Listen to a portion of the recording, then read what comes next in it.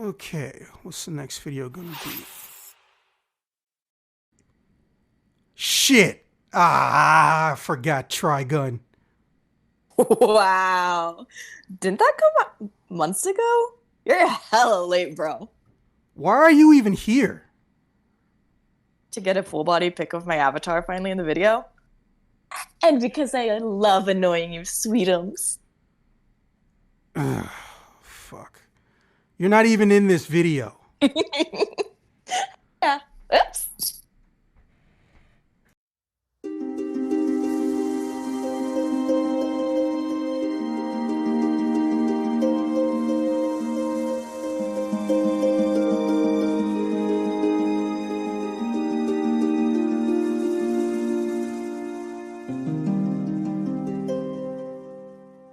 Hello and welcome to another exciting episode of Token Cast Reviews. I'm your host and sometimes referee, the friendly neighborhood zaxpear, and today we are rejoined by she who is possibly damn near the exact same height and weight as Millie's best friend, a Peachy Clover.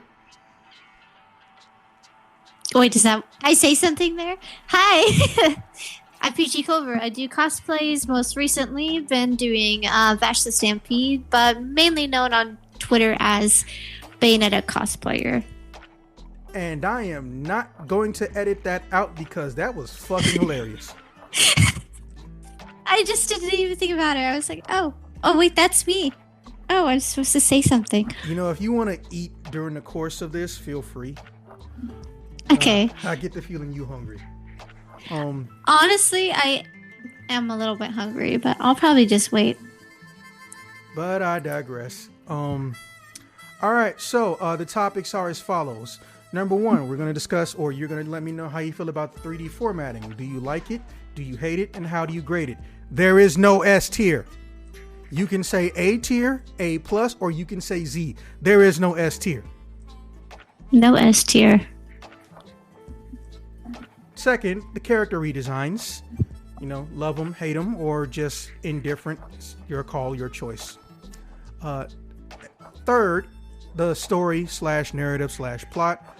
You know, those three words that literally damn near mean the same thing. Number four, what do you want to see in season 2? Besides Millie, everyone's going to say Millie. But it's Millie. I miss her. You realize she would step on you, right? I know, but she would be nice about it. No, I'm not going to say that because I get in some trouble. Number 5. Listen, Millie's a saint. Sure. Millie's a saint. She is. She is. But I'm not talking about Millie. Moving on. The action sequences or the action choreography. How do you feel about it as a collective whole? What are some standout moments, etc., etc.? So, whenever you're ready, go ahead and knock out number 1. Okay, so with 3D formatting, it's usually hit or miss in general, not just in this context. But I feel like, okay, first of all, question: are we trying to look at Trigun Stampede as a standalone thing, not comparing it to the other pieces of Trigun media? Oh no, actually, I encourage comparison. And also, just to be clear, this is not a spoiler-free review. You spoil whatever the fuck you gonna spoil. You put them eggs out in the sun next to some milk, and you let that shit rot. Yes. Okay, sweet. So that makes it a little bit easier. So I think that Trigun, it works better to have Trigun in general be 2D animation because you just can't capture the I don't know, it's kind of hard to explain it. You just can't capture the sort of supernaturalness that is Vash the Stampede and his abilities in terms of fighting and just how he is in general.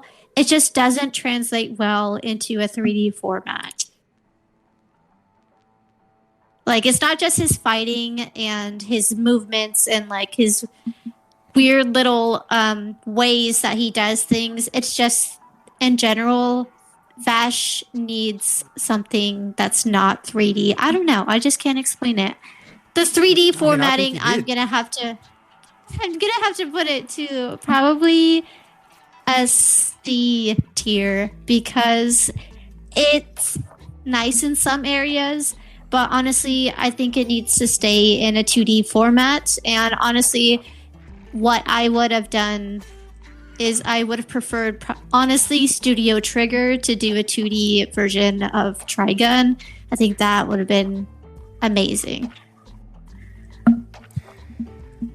Huh. Well, you're entitled to your opinion. I honestly thought you would be... I'm not even mad. I just legitimately thought you would think the exact opposite. But no. Yeah, I will say this, though. I did, some more research and things. I don't know if it was you or Exile I was telling about this, but for some reason, I couldn't get the show to run in 60 FPS or 30. Turns out it's not even made in 60 or 30. They did like 51 FPS or something. Because I'm like, why am I seeing these jumps and skips? They don't make any sense. And then I realized, or I remembered, for some reason, many Japanese developers and directors want to have their shows almost simulate that they're animated in like a 2-frame or a 3-frame system. So even though they can do a full motion, they will force them to not do it, much like Guilty Gear Strive, if you're familiar with that game franchise. Mind you, I know it's an artistic choice, but it's a stupid artistic choice. It's a very fucking stupid artistic choice. Not to mention, if your artistic style makes me think that there's something wrong with my internet, my TV, and my video editor, even if it's only for like 4 seconds, I feel like you should go back to the drawing board. I mean, it works for some things, like Into the Spider-Verse. It works for that. I worked at a cinema at the time when that one came out, and I had a lot of people, like, one of the customers come out, and they're like, I think there's something wrong with the movie. It's kind of cutting weird. It looks like I should have 3D glasses on. And we're like, no, that's just how the movie is. Yeah, like, if you have that problem, you should reevaluate your shit, all I'm saying. Yeah, it's just, if you're going to do it, commit to it, not make it only happen every once in a while. It needs to be consistent all the time if you're going to commit to it. So I think 3D formatting in general, it works for some things, but I don't think it captures the vibes of Trigun in the world that Trigun is. I don't think it captures that, especially when if you've ever read the Trigun and Trigun Maximum mangas. Go ahead. Then well, I just want to point out that a lot of things, one of the big reasons why I like Trigun Maximum so much is that just the little character faces, like the little like chibi versions of over-exaggerated faces in the different panels, kind of like in Demon Slayer, how they have that. Demon Slayer, they're able to portray that because it's a mixture of 2D and 3D formats. So they're able to make those faces that are like the fun little, like, it's the kind of things that people put like their profile pictures on Twitter because it's such a cute little funny face in the corner for like a reaction face. But it doesn't work in a 3D format. So then it takes that silliness and funness away from Vash the Stampede that made him a lovable goofball idiot in the first place. If that makes any sense. No, I understand. You are not a fan of the aesthetic because they didn't commit. They pretended to commit. I think I'm kind of in the same boat because I don't hate the idea of a Japanese cartoon being 3D animated. And I think people who think that a Japanese cartoon animated is somehow lesser than are just fucking nerds. But that's not even offensive. Yes, it is. Look up the actual definition, jackasses. But I just think that they're unnecessarily gatekeeping, right? I'm assuming you mean something like this, design-wise. I dropped links in the Discord. I don't know if you can see them. No, I can see, yeah. Okay. It's different. I can show you different examples, like send you them separately, but he just makes like I'm video and really audio ridiculous. So the YouTubers will be able to see anything that you put up. Okay, well, I'll have to look into some of this stuff, but it's just a lot of like fun little faces that he makes, and it kind of just ruins what is Vash the Stampede, in my eyes at least. Because he's just a silly little goober guy. I have not heard the word goober in 20 years. Thank you for bringing that back. You're on the wrong parts of the internet, then. I think that's a classic. You need to be calling people goofy goobers when yeah, he's a silly little goober man. Yes, I've seen SpongeBob. I'm aware. Yes, exactly. And joining us, our final member of the almost at this point 5 to 6 person Trigun review, we are bringing back a one, Jupiter Exile. Glad to meet you. Hi, glad welcome. to meet you, Peachy. Glad to be here again, Zax. Yeah, glad to have you both. As mentioned, I don't know what happened in between you two, but the minute my interviews with you guys went up, that was when I had initially made partners. So, I was always planning to try to spread the wealth back and, cross promote with anything you guys have planned anyway. So the fact that I can get you both at the same time, just, icing on my cake. Hope it's a chocolate cake. You and this chocolate woman. God damn. It's chocolate. Lightning to strike twice.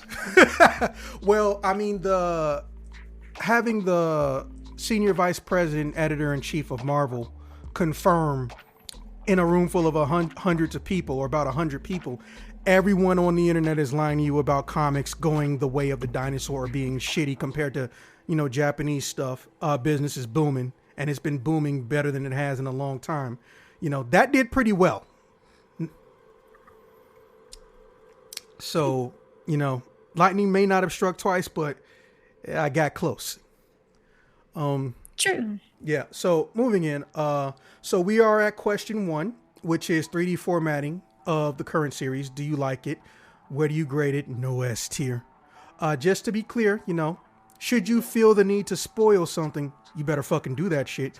You better take them eggs out of the carton and you better just sit them on the side of a sewer road or some shit. You spoil the bejesus out of it. Matter of fact, Clover's actually read the manga as well, so she can spoil things more than most people understand. Hell yeah, I did. Yeah, a lot of people. It's been a long time for me since the Trigun manga.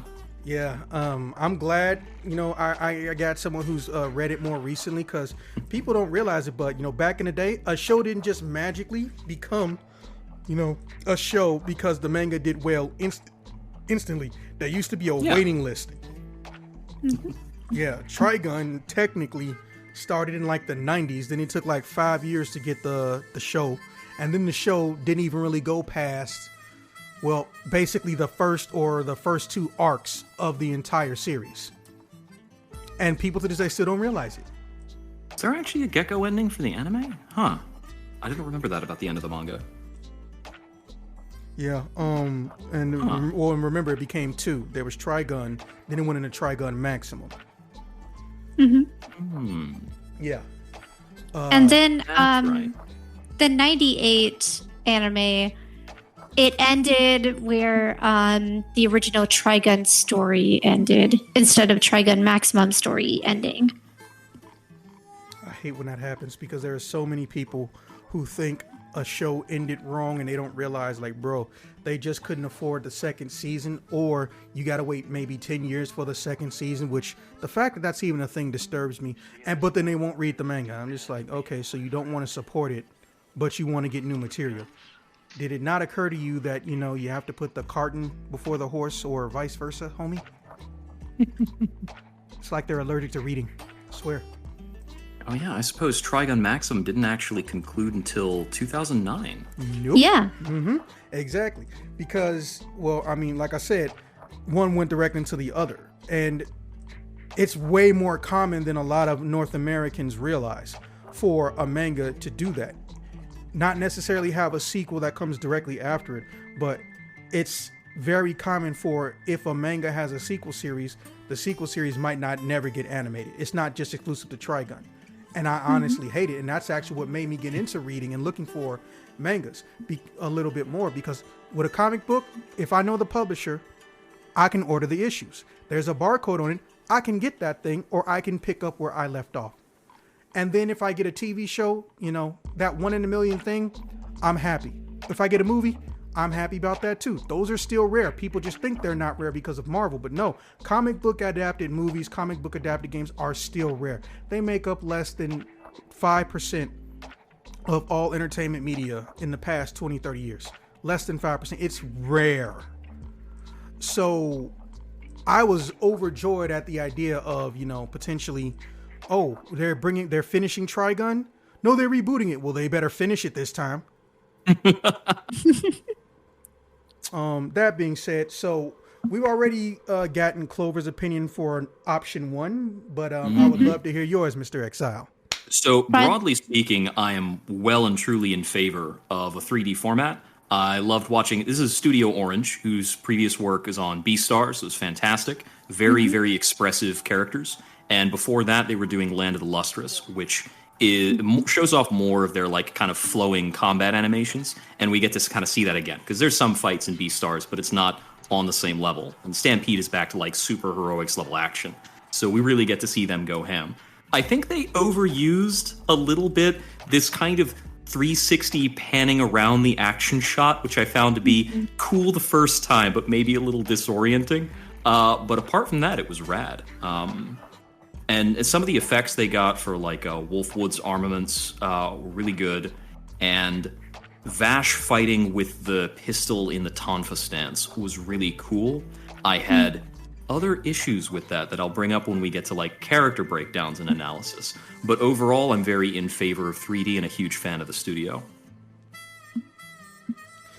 Well, that's a very interesting opinion. I'm not going to state why, but I will tell you this because I was telling Clover about it earlier. I don't know if it was you or her, but I couldn't figure out if my internet was a problem after I got it upgraded finally.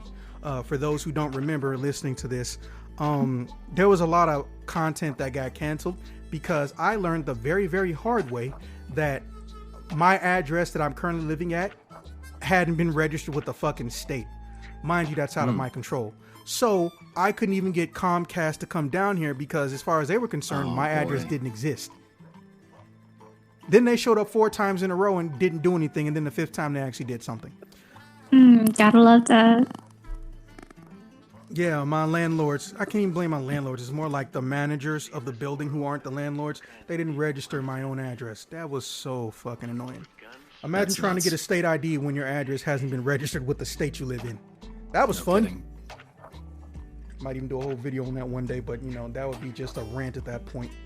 But we did find out, because I couldn't tell via internet upgrade, TV type, frame rate adjustment, computer, raw download, and video editor, why am I seeing skips? This ain't Into the Spider-Verse. Well, I mean, it kind of was. So Trigun, at least the versions that we have access to, all of us collectively, apparently is either 55 or 51 FPS show. But because I am so versed in the well that is cinematography and video editing, I immediately caught it, but I couldn't tell if it was an error on my part or if it was literally, okay, there's a glitch and error and someone needs to let Hulu know because, they got the streaming rights. Turns out they just made it that way and they didn't tell nobody because that's a smart idea. Yeah, don't get me wrong. If it works aesthetically, I'm cool with it. But if I can't tell if your aesthetic is a problem or not, then that should immediately make you think we should rethink this. All right. Moving on. Clover, go ahead and start off with the character redesigns. How do you feel about them? Well, I'm also gonna have to. Are we first of all, are we doing a tier ranking for each one of the questions? Or are we only doing that for number 1?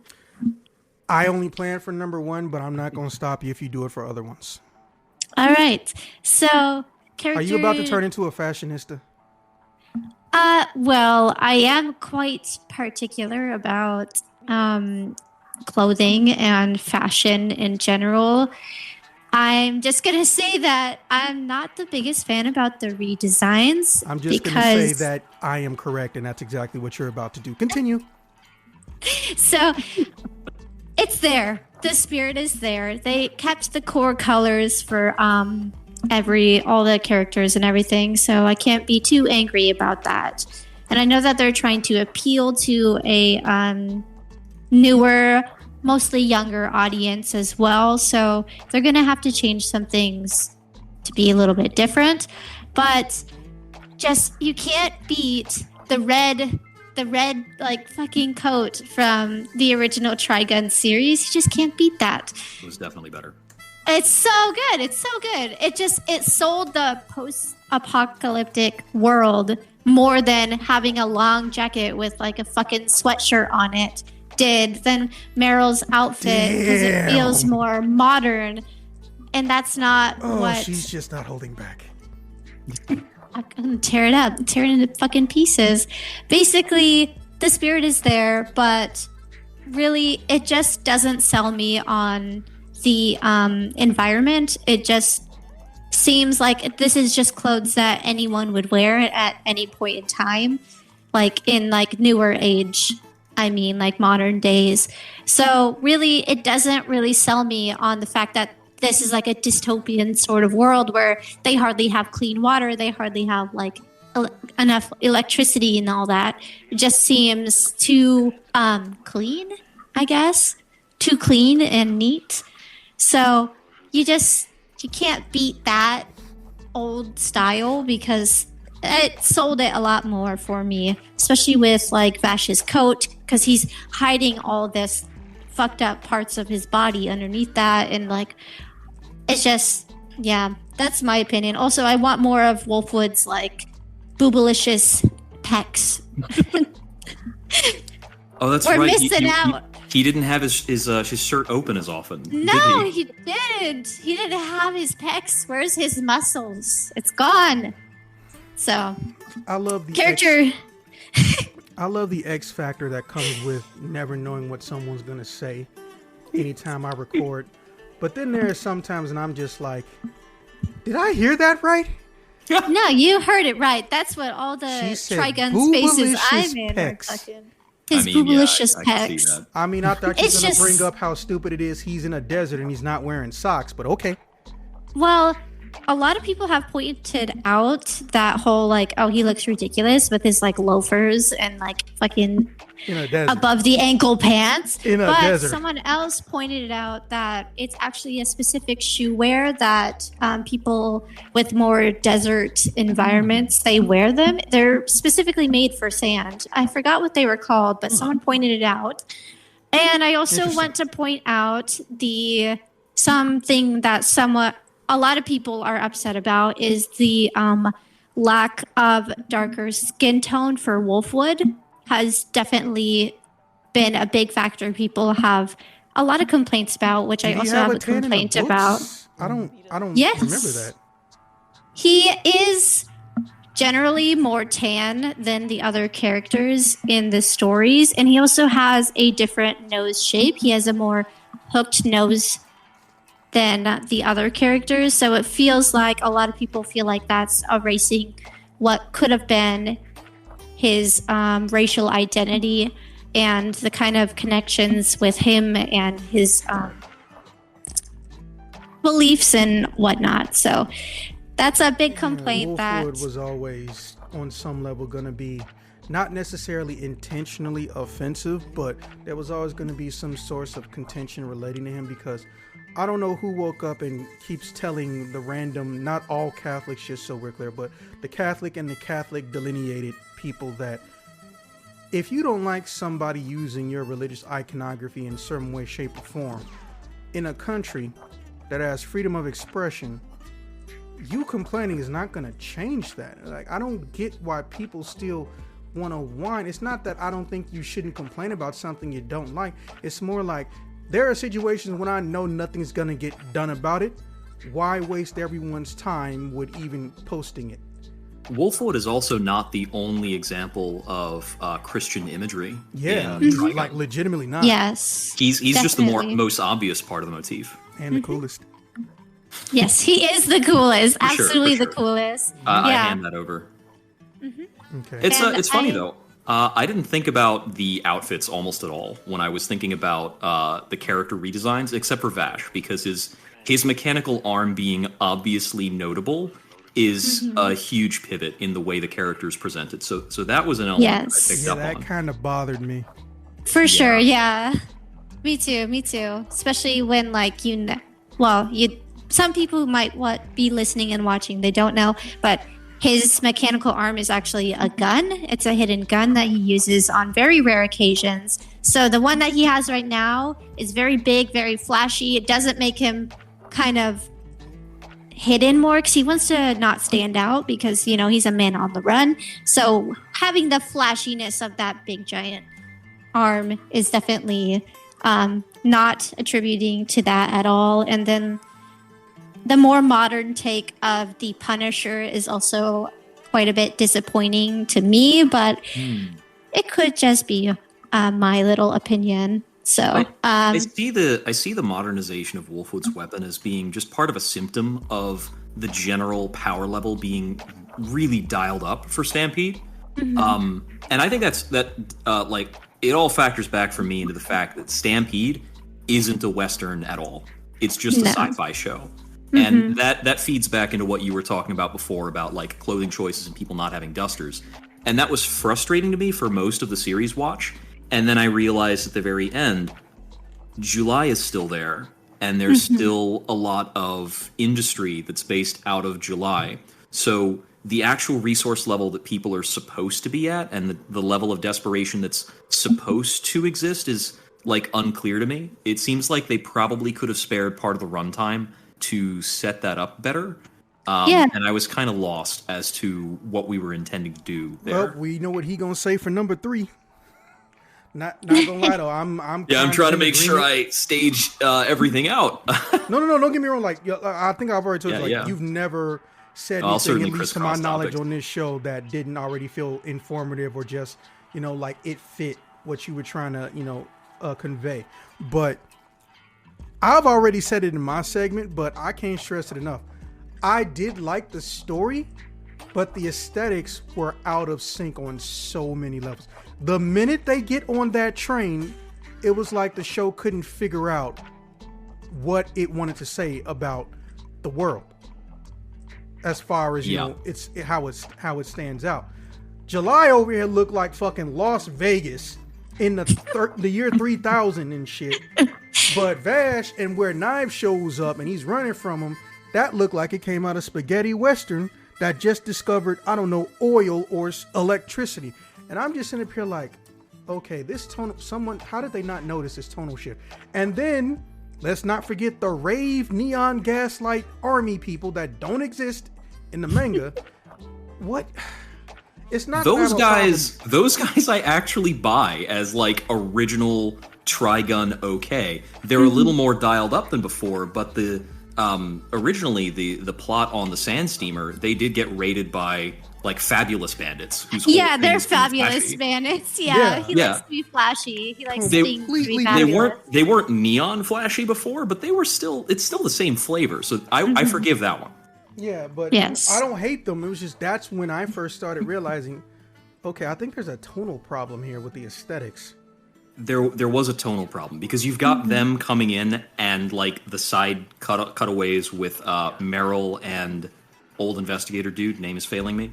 Robert De Niro. Just say Robert De Niro. Let's call him what he is, Robert De Niro.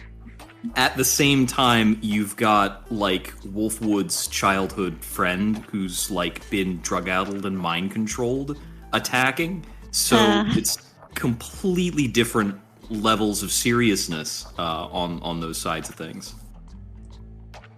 Yeah, there's a lot of things I could say about the story and plot. We're almost there. It's all coming there, but yeah. Okay. There are maybe like 2 things I wanted to get about the character redesigns before we move off of those. Well, on the general sense. You were going next, so go right ahead, sir. All right. So on the broad sense, I like that we get to see more of Wolfwood's like background and what's going on with that, and I feel like that was more thoroughly explored than they got to do in the 90s series, which is cool. Knives is like more relatable, which is a weird choice because Knives in Knives in the 90s Trigun is just the devil. He's like the worst person. He's almost the worst person you could imagine. Legato is a step nastier because Legato is like the ultimate human evil, and the human element is like important to the storytelling in 90s Trigun. It's like it says a lot that in the end Legato has to be killed, but Knives is not killed in the end of 90s Trigun.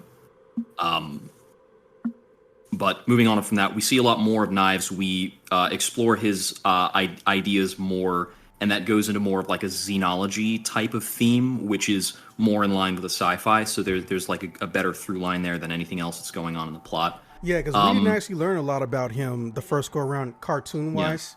Yeah. I just know, he's just somebody that Knives messed up. The end. It was like, no, I would like details.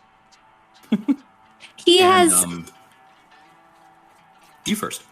Oh, I was just... Legato has a certain reason why he's following with Knives. It goes over in the manga. Basically, Knives kind of sort of spares him / saves him from this town that Legato was in when he was younger.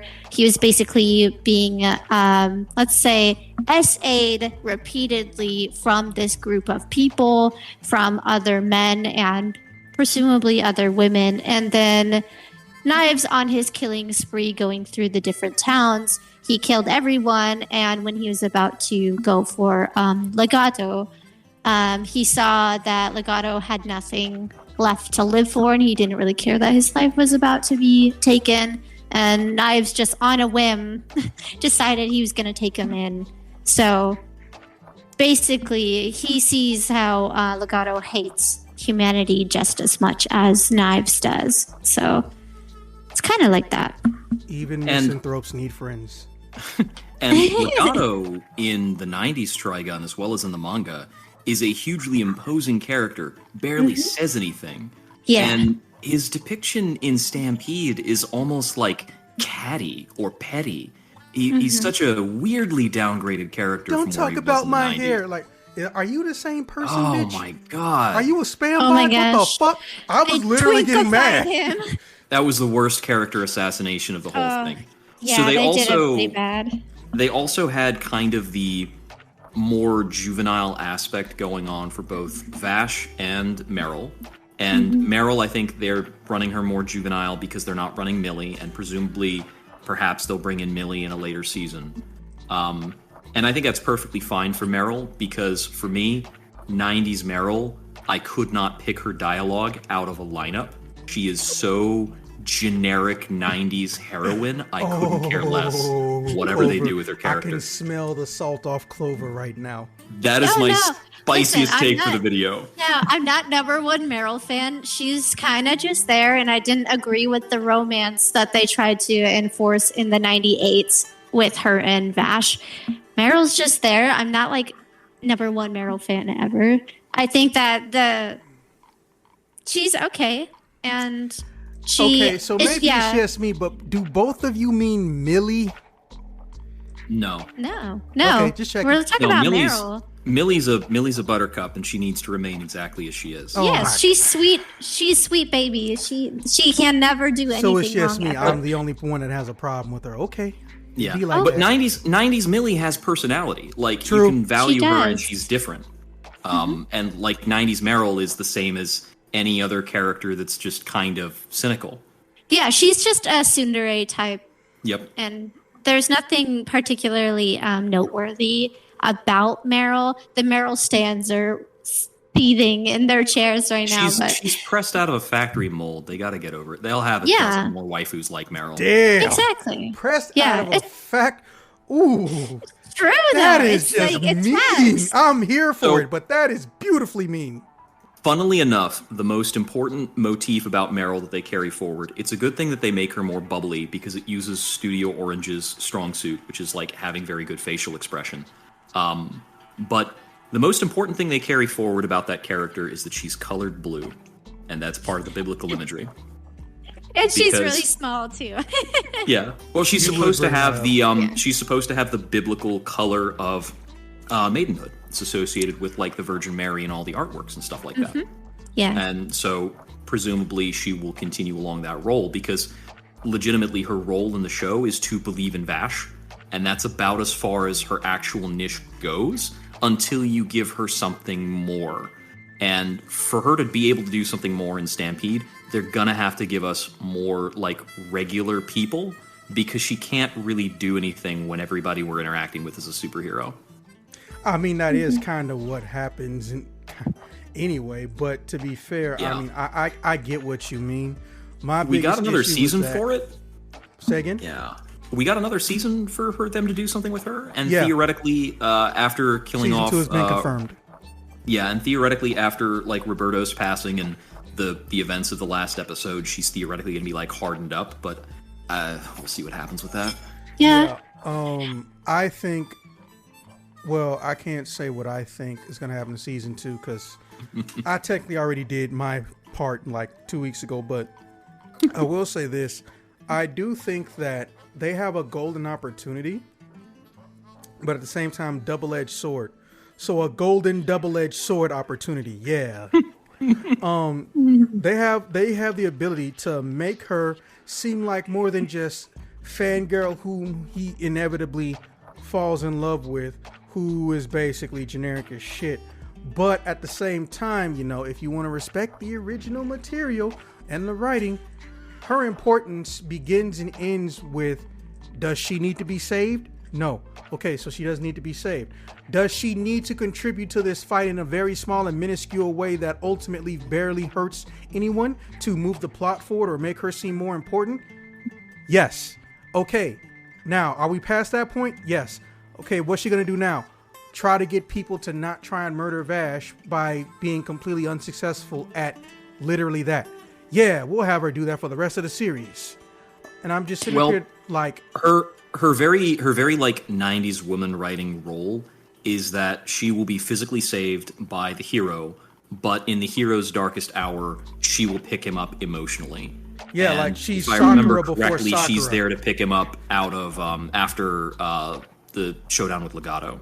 Yeah, in the she's 90s Sakura anime. before Sakura. Yes. Which is sad. Yeah. But that's the entirety of her role in the 90s. I portrayal. know, that's what I'm saying. Yes. But they can fix that so easily. Just give her like 1 or 2 fight sequences, or you know what? And make her the star of the B plot. When Vash is over here stampeding and clapping cheeks and claiming, I want peace, no, you gonna pop some people to get there. Go and have her off to the side, kind of sort of like, you know, in the last 2 episodes, her doing something that affects the A plot, other than let's stand there because there's nothing we can do except not get shot at. Well, I do want to say that a big part of Meryl's story, it is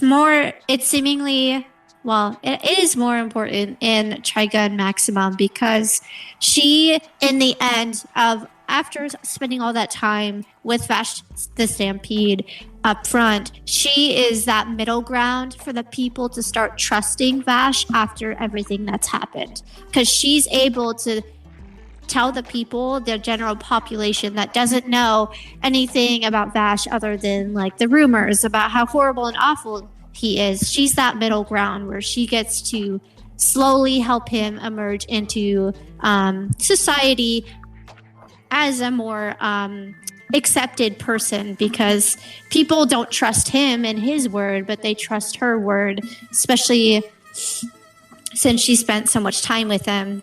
Humanity kind of teams up with Vash in the end because they have no choice. But I believe that role for her is more apparent in the manga than in the 98 or in currently Stampede. But she only was really important for that emotional pickup that you guys were mentioning in the 98, but it's only because she reminded him of Rem, and that's the only reason why. Yeah, he'll never get over his mom. It's pretty dismal back there. But I do think that making her a journalist is a good setup to lead in towards her connecting with the people. And I think that connecting with the masses and being the strong voice there is something that has been done with a number of prominent female characters who are in danger of being sidelined in more recent stories. Sakura. It is the Sakura thing. But they also did that in a good way with Uraraka more recently in My Hero. And I think that was a pretty strong performance. Yeah, that was the definition of a course correction. But here's the thing I like. I know we all know the term, at least in this country, art affects life and vice versa. Well, people forgotten this, and I really do hate how ironic it is that the things that a lot of these so-called quote-unquote anime obsessed douchebags, let's call a spade, want to so up here and say, man, fuck Justice League Unlimited, and anything that's relating to a cartoon superhero group from America. Boku no Hero is better. Boku no Hero is the future. Boku no Hero is going to have a concrete ending with no continuation. Number two, the entire fucking series is based off of the author's love and respect for North American comic books as an entirety, but more in particular, the fucking superhero genre. But you're sitting up here acting like Boku no Hero is somehow original, unique, or has done something someone else didn't already do throughout the entirety of the 90s, 80s, and 70s. Now, first off, no one asked for your goddamn opinion. But secondly, how are you going to sit here and say something is terrible, but the thing that's based off it, which is going to have a concrete ending, and is the author loves, is also terrible, but you love everything he do? Look, it's all cyclical.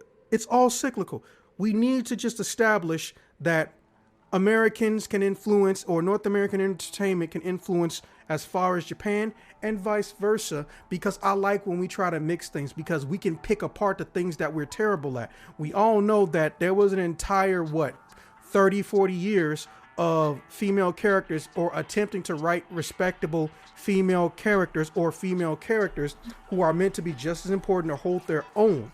Yes, Marvel and DC did fumble a lot of things, but they acknowledge it, admit it, and they learn from it. Bro, when they first showed off Storm, when they were trying to describe her as beautiful and looking like she had features from every single ethnicity on the planet, bro, they called her a Negroid. Yes, they're not going to hear that in YouTube land. Now, Exile, I know you know what that is. Clover, you may have to Google some shit, but anything with the OID is inherently derogatory and offensive to any human being, because it's othering them and stating that they are lesser than a human, but they are similar to one. That's actually the full word for Negro. Negro is a contraction. The full term is Negroid, right? OID on the end of it. So obviously they don't think like that anymore. And here we got Boku no Hero, which could be, as far as writing is concerned, a glimpse into what happens when we learn from our mistakes, or we don't stereotype our women and younger people, and just in general, we don't try to enforce stereotypes or reinforce them in writing. He has so many important women. There are women that have died for the cause. Some of the most important characters in the series are women, but it's not even just that. They are well written. Go look at just any arc or season of Naruto and then compare it to Boku no Hero. It's basically the same thing. Here's a kid who's not all that popular. Then he finds out he can get access to super strength. He get access to super strength. Somebody don't like that. Some people want to challenge him. Some people don't even care anymore.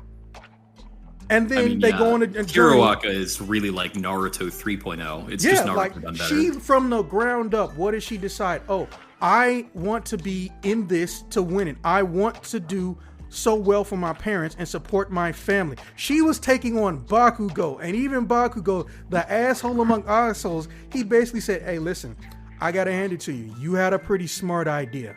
But what you don't seem to understand is that I am on a completely different class. I've never seen him be calm in a fucking fight. Literally, the whole series, there are only 2 times when that dude is calm in a fight. Too angry to go down. Yeah, it's like he was only calm in 2 fights. When he fought Uraraka, and when he was fighting, he didn't have to fight. When he had the choice between running from and fighting All Might in like season 1 or season 2, he was planning it out methodically. I'm like, okay, I fucking hate Bakugo, but I can already tell he's gonna be the one all the girls love, and he's actually smart. And I hate angry smart people. I really do. I like arrogant smart people because I can belittle them with sarcasm. Angry smart people, I hate because they remind me of the old me, but I'm not gonna go there. We'd be here all day. Yo, I gotta admit, I haven't seen past that original tournament arc in My Hero. That's fine. It's all on Hulu. Get there when you get there. I'm okay. I'm a pass this time. No, it's fine. I mean, to be fair, Boku no Hero doesn't have anything you haven't already seen. It's just got superior writing in comparison to other Japanese cartoons of a similar genre and also type.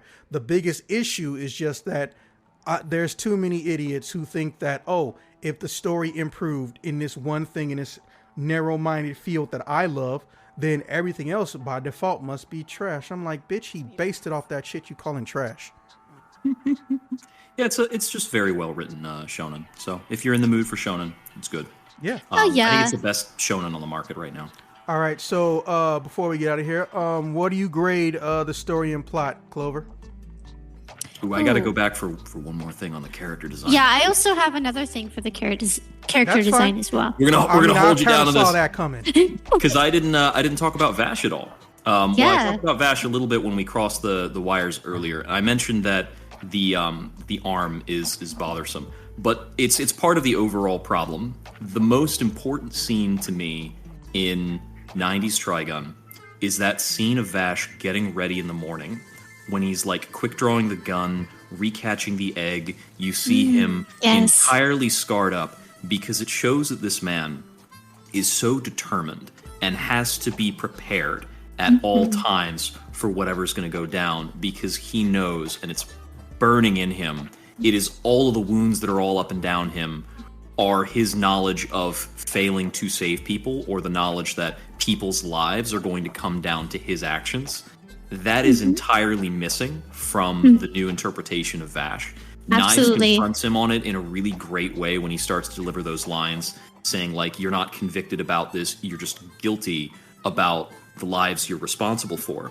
And Vash's response is really half-baked, and it's showing off that this Vash in Stampede doesn't have a fully formed ideology. Whereas in 90s, Vash out the gate is already in his fully formed ideology. Yep. And he's living in that. He's in the love and peace mode, and he is carrying through every possible action he can do through trickery, intimidation, skill to get people down out of a fight. And by contrast, in the first episode of Stampede, the man doesn't have bullets.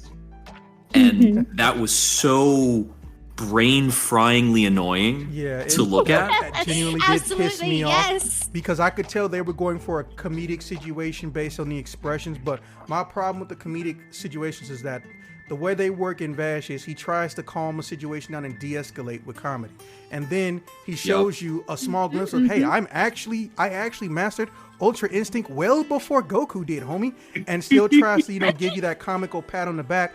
And then that third time, okay, you still want to go there? Well, let me fuck you up in some way where you can't do this thing that you were doing to people anymore. And then he immediately snaps back into love and peace.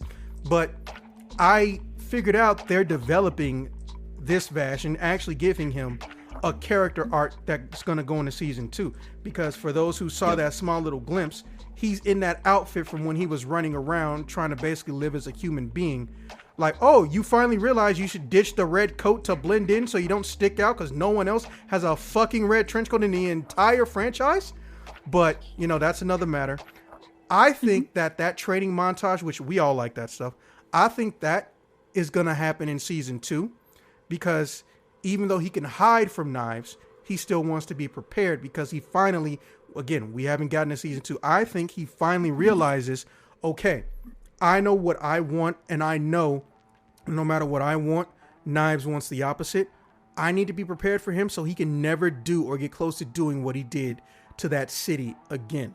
Because it's kind of cool if you think about it, but we all know that, sometimes you have to rise before you can fall, quote unquote. Well, that happened with Vash. He was sitting on cloud 9 with his wings of Icarus, but in full belief that he can just will through his own power and might a neutral or a positive outcome to all these dangerous and life-threatening situations. And then here comes Knives to remind him, like, oh, you not gonna get that piece, homie. Did you forget that I breathe air? We gonna go at it like owls and crows. For those who don't know, it's really kind of disturbing. For some reason, owls hate the existence of all black birds, so they will try to bite their heads off for no reason other than that they want to. It is fucking disturbing. But Damn. there's What no. if that's like, they're not predatory predators. They just do it when they see them. And that's- Nature's scary. Yeah, you have no idea. Don't get me started on hippos. People think tigers are scary. Oh yes, no, fucking they're hippos. terrifying. Hippos will rampage your whole city just because they think That's that like the you most shot dangerous at animal them. there is. Yeah, it's one of the most dangerous land animals Yeah. that there is. And they're literally in the sky, and he's telling him, "Hey, listen, stop. You don't seem to understand what's going on. I'm actually holding this violent murder beam back. You can't get the cube because if you do, the energy's gotta go somewhere."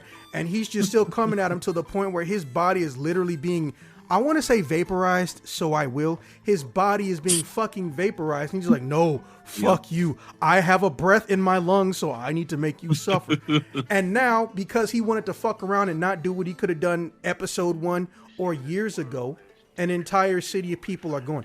I think we're going to see Vash basically go through his whole Meryl is my new mom phase. He's going to get dark. Meryl's going to bring him into that light, but he's going to not be in that light. He's going to be gray, which is why I like what they did with his character design, which they foreshadowed, and I'm pissed they did it. But I don't know if you saw it. I watched in slow motion, but Exile, did you notice when he had that cannon out, he had a completely different hairstyle and color? No, I didn't pick up on that. Yeah, I know. I had to slow it down, and I had to alter the lighting and fuck with it for like 10 minutes. But he got basically a capital M bang, like he came out of Yu-Gi-Oh! In the front. And then the rest of it went to his Trigun Maximum styled color hair a little bit. But also it was really dark in that scene. And he's telling him, stop, no, don't make me do this, or you can't get this right now because I'm going to let off a giant energy. Fuck you. And then when you see him in the very next scene and he's wearing the stereotypical suspender outfit from like the 1800s, his hair's longer. And it's Listen, don't shade Eric's in this room. Do not. Forget who I'm talking to. Vash's little fake name after the July incident when he's in his little suspenders is Eric's. He's named after a dog. As many cats as they got in that show in the cartoon, you would think he would name himself something like Neon or something. But anyways. Oh no, someone else gave him the name. Yeah, but and then when I continue. saw this, I was immediately thinking, this is a Wings of Icarus situation. I'm sure we've all heard it, but in case a listener hasn't. So Icarus was just a normal kid. He had a plain ideology, but when they got in prison and his father could get him out with those wax wings, he instantly gained the hubris equal and comparable to Kanye West. That's a lot of ego right there for one little boy. So he took his wings and he said, "I can fly higher than the gods." And his dad tell him, "What the fuck are you doing, bro? You're getting too close. You're going to heat up." Mind you, that's not how the real world works in physics, but it's a fable. Who cares? And then the shit melted and he died. His father was trying to save him because all he had to do was gain a balance and stability between, too much optimism and too much pessimism in that ground and that gravel and that rock in those rivers because he couldn't swim, and just leveling yourself out. Those two are the definition of what an allegory looks like if it was in a cartoon format for me. Because when I was little, I couldn't get that out of it. I was like, why isn't there a new season? This ending sucks. But when I see this new version, the 3D version, and I basically saw Icarus, they even had wings. I'm like, did they purposely try to do an Icarus situation? Or did they just want the season to end with a flashy boom? It's Japan. It could go either way. Well, they kind of took away most of the actual angelic features of Trigun. Yeah. Yeah, so I mean, it was the angel arms, and the originally angel there's a lot arm. more like wing appearance around it. Yeah, it was actual feathers rather than the flowers, which I hate the flowers. I actually do like even if it wasn't angelic, you can still use fucking feathers. That's how I feel. But yeah, I started realizing really quickly that there is a design change, right? His outfit turned black. It's not the sky around him. The outfit is still black, and they're almost like a Icarus father and son situation. Hey, listen. Yeah. Knives. Because like the motif is that the motif is that Vash and Knives are both effectively angels warring for the soul of the human race. Yeah. Yes. And then also they're two different extremes, but they both are too far into each category. Knives is too far into pessimism to borderline, aggressive nihilism, not passive aggressive, aggressive nihilism. Vash's problem is that he's so optimistic, he wants to pretend he can fix every fucking thing. And you just can't. He reminds me, well, of any child, you know, before they learn Santa Claus isn't real or that the Tooth Fairy isn't real. You know, it's that level of optimism that can only come with a level of innocence. Like, bitch, you saw this motherfucker kill like 6 or 7 people in front of you one day, and he told you years ago he purposely tried to genocide everyone in those colonies and he used you to help. I feel like you should stop cutting him some slack. But when does he listen? Not until season 2. He still doesn't really listen in the end, because he does still try to save knives the best to his abilities. I'm sad now. I had a perfectly good piece of cheesecake and he just had to fucking ruin it. I'm sorry. Everyone. Yep. He believes in Vash, good moral men. Yeah, he believes that everyone deserves a chance at life, regardless of what they've done. And I mean, I commend them for that, but I don't agree with Vash's ideas. He's got to be that way, and that's part of like a slightly inhuman thing about Vash. He like he can't compromise on that and become gray, because that would like that's not his place in the story. That's a human outlook, and he's not supposed to have that. No. That's why I like the color changing motif, because it felt like when he's in this mode, I know a lot of people, the stereotype, oh, he's in a super mode now. Like, look, first off, fucking Dragon Ball didn't come up with the concept of a super mode, okay? Let's just stop that. Also, you know, Dragon Ball was pretty much, if memory serves, ending when Trigun was starting. So the super mode motif was already played out by then. So I think it was a visual representation of this is how Vash is when he is willing but doesn't want to go past that line. But yes, what did you want to say about the colors on the outfit, Exile? Oh, in terms of the colors for Vash, I mean, Vash is red because he's basically Jesus in the that's the intent of the colors there. It's like he's in red, Meryl's in blue, Wolfwood has a cross. That's like the full extent of the references. But in terms of Vash's design, most of it was like most of what grinded me in terms of Stampede was missing that intent of the character to be resolute about being a pacifist, instead of just kind of incidentally, maybe guiltily being a pacifist. I agree, yeah.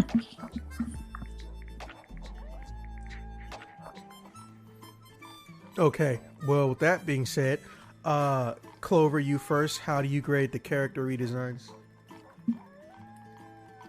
I'm going to have to put it on C tier like I did with the first one. Oh, man, I should legit pull up a tier maker. But I know there's going to be so many people who are just up my ass about it. I think Listen, don't get me wrong. Some of them are great, but they've just changed a lot of things that it's just missing what the originals were. The originals just had a lot of deeper meaning behind each of the outfit choices for these characters, and it doesn't feel like it's translating as well in Stampede. Yeah. And Exile, what about you? How do you grade the redesigns? I mean, I think I'd have to stick Vash's circumstance down at like C or D, and then other stuff I would do like B or A. I think almost every character is in a better place for me, except for Vash. Although the outfits not being very desert-like, I think is a very good critique. But I think it's like a plot problem and a setting problem, not like a character design problem. Mm-hmm. So I'm not sure like where to put that exactly. Yeah. So I focus a lot more on just like what they do and say and how they are. And for most characters, I think that's an improvement. That's fair. I can see that. So B plus B. Yeah, I'm gonna give everybody but Vash. Damn. Everybody but Vash and Legato. Legato's a huge downgrade. They massacred him. It is so Vash and Legato are D tier character assassinations. Yes. Everybody else is hovering at like B or A. That's For salt. sure. Oh, I could make Yes. so many roasted peanuts with this. Okay, to be fair, a lot of people they actually don't like the new outfit, or they like the new outfit if it was closed, because now we just see a giant black silhouette. Like, you couldn't think to buy a shirt or anything, man. You got on these janky looking onesie, or is it a pair of pants? No one can even tell if it's a onesie or a pair of pants. It's a pair of pants. Oh, so it is pants and a shirt? Okay, I legit couldn't tell. It's a pants. It's like once they designed the coat and the arm, they said fuck everything else. I miss the straps, the 90s leather garb that was Vash the Stampede, the straps and the just like, I miss it so much. I'm gonna put myself on you before I say something stupid. And I also kind of disagree with how the Eye of Michael group has shown itself. It was only there for a very brief moment where you guys got to see it, but I believe his friend, Wolfwood's friend's name is Livio, or I don't know how you pronounce it, but Livio. He just, the way that he looks is so drastically different than in the original iterations of it. Like the picture that I sent in the chat of the silly goober stuff, that guy that's in there, that's actually him. And so, yeah, he's very, very different with Livio and how he is. It's just very, it's very cult-like, but less cult-like in like a Catholic sort of sense. Not saying that the Catholic Church is a cult or anything, but it's fine. They are. I For sure they are. But I've made it very clear how I feel. I don't care how anybody feels about anything. My main concern is, are you using your religion to be a better person, or are you using it because you're mad that everyone else doesn't think and act directly like you? True. But I think they kind of butchered how the Eye of Michael looks, and also the way that Wolfwood is a undertaker instead of a priest kind of bothers me. Because I mean, yeah, the undertaker thing just feels so like, oh yeah, that's the foreshadowing that he's supposed to be the one of the guys that's trying to go after Vash, and that feels kind of lame rather than the priest. And then he just tells me, oh, I knew the whole time in the middle of a fucking sewer. I'm like, man, are you fucking... I feel like this reveal was rushed into season 1 because they couldn't figure out where to fit it in season 2. It felt so stupid. He just says, you knew the whole time? Yeah. That's it? Yeah. 90s Trigun has such a delightfully long time to cook on all these good subplots. And then, Stampede is just like, he's...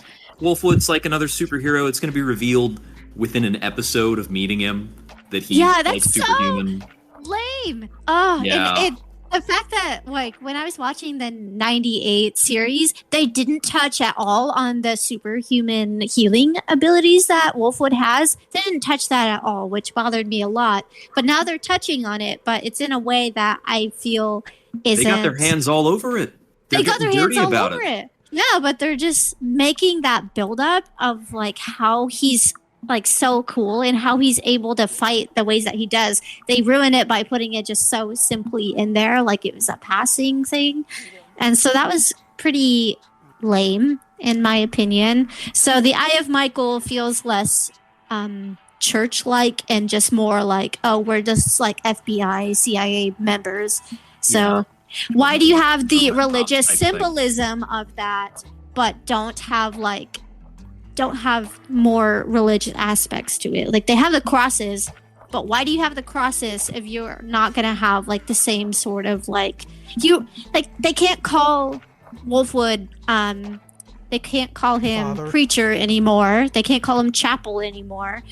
So like what's the point of having his weapon, the Punisher, being in a shape of a cross if like you're gonna kind of take away what I don't know if I'm making any sense here. No, you are. You're basically repeating what I said, but to help you summarize. The show has a problem with its aesthetics in relation to the tonal whiplash. In essence, what you and I think on some levels Exile mean is that they keep trying to present the show as a concrete, through point for how it came to its aesthetic and the world building. But the problem is, from as early as like the appearance of Wolfwood, things aren't matching, especially when it comes to the enemies and religious iconography. The primary reason being because it seems like they can't decide if they do and don't want to engage the religious aspect, which to my knowledge, any fears of anything like that should have left in the 90s. For God's sake, we're talking about a country that has porn. I just want to say I didn't watch it, but it came up in a political, it came up on C-SPAN one day, and apparently I Googled it and it was real, but I didn't watch it.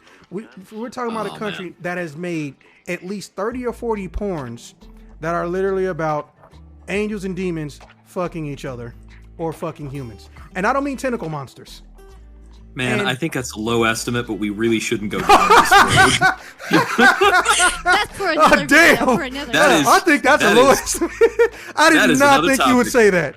But oh man, like come on. Well, you got to remember, I didn't look this up like yesterday. I looked this up when I found out about that maybe 15 years ago. If we want to get into the perversions of humanity, we got to be breaking out a shovel. Like this is a dig. We need shovels. The 7 layers of hell are waiting for us. Let me tell you something. If we going through the horror story, depending on who you ask, of Japanese eroticism, we're gonna need eyeball soap, and they don't make that yet. Mm-hmm. They do. Festival. There's eye flush stations. They have a penis festival. I'm gonna leave it at that. Well, you can just go to Reddit/iBleach. Oh yes. I am like scared puppies to do and that stuff now. like that. Yeah. So, all right. Well, we danced around it, and then we invited it back home and gave it a nightcap or 3. But for the story and plot, well, you went first the first 2 times. I'm gonna let Exile go because he was making some good points earlier anyway. Yes, please feel free. Right.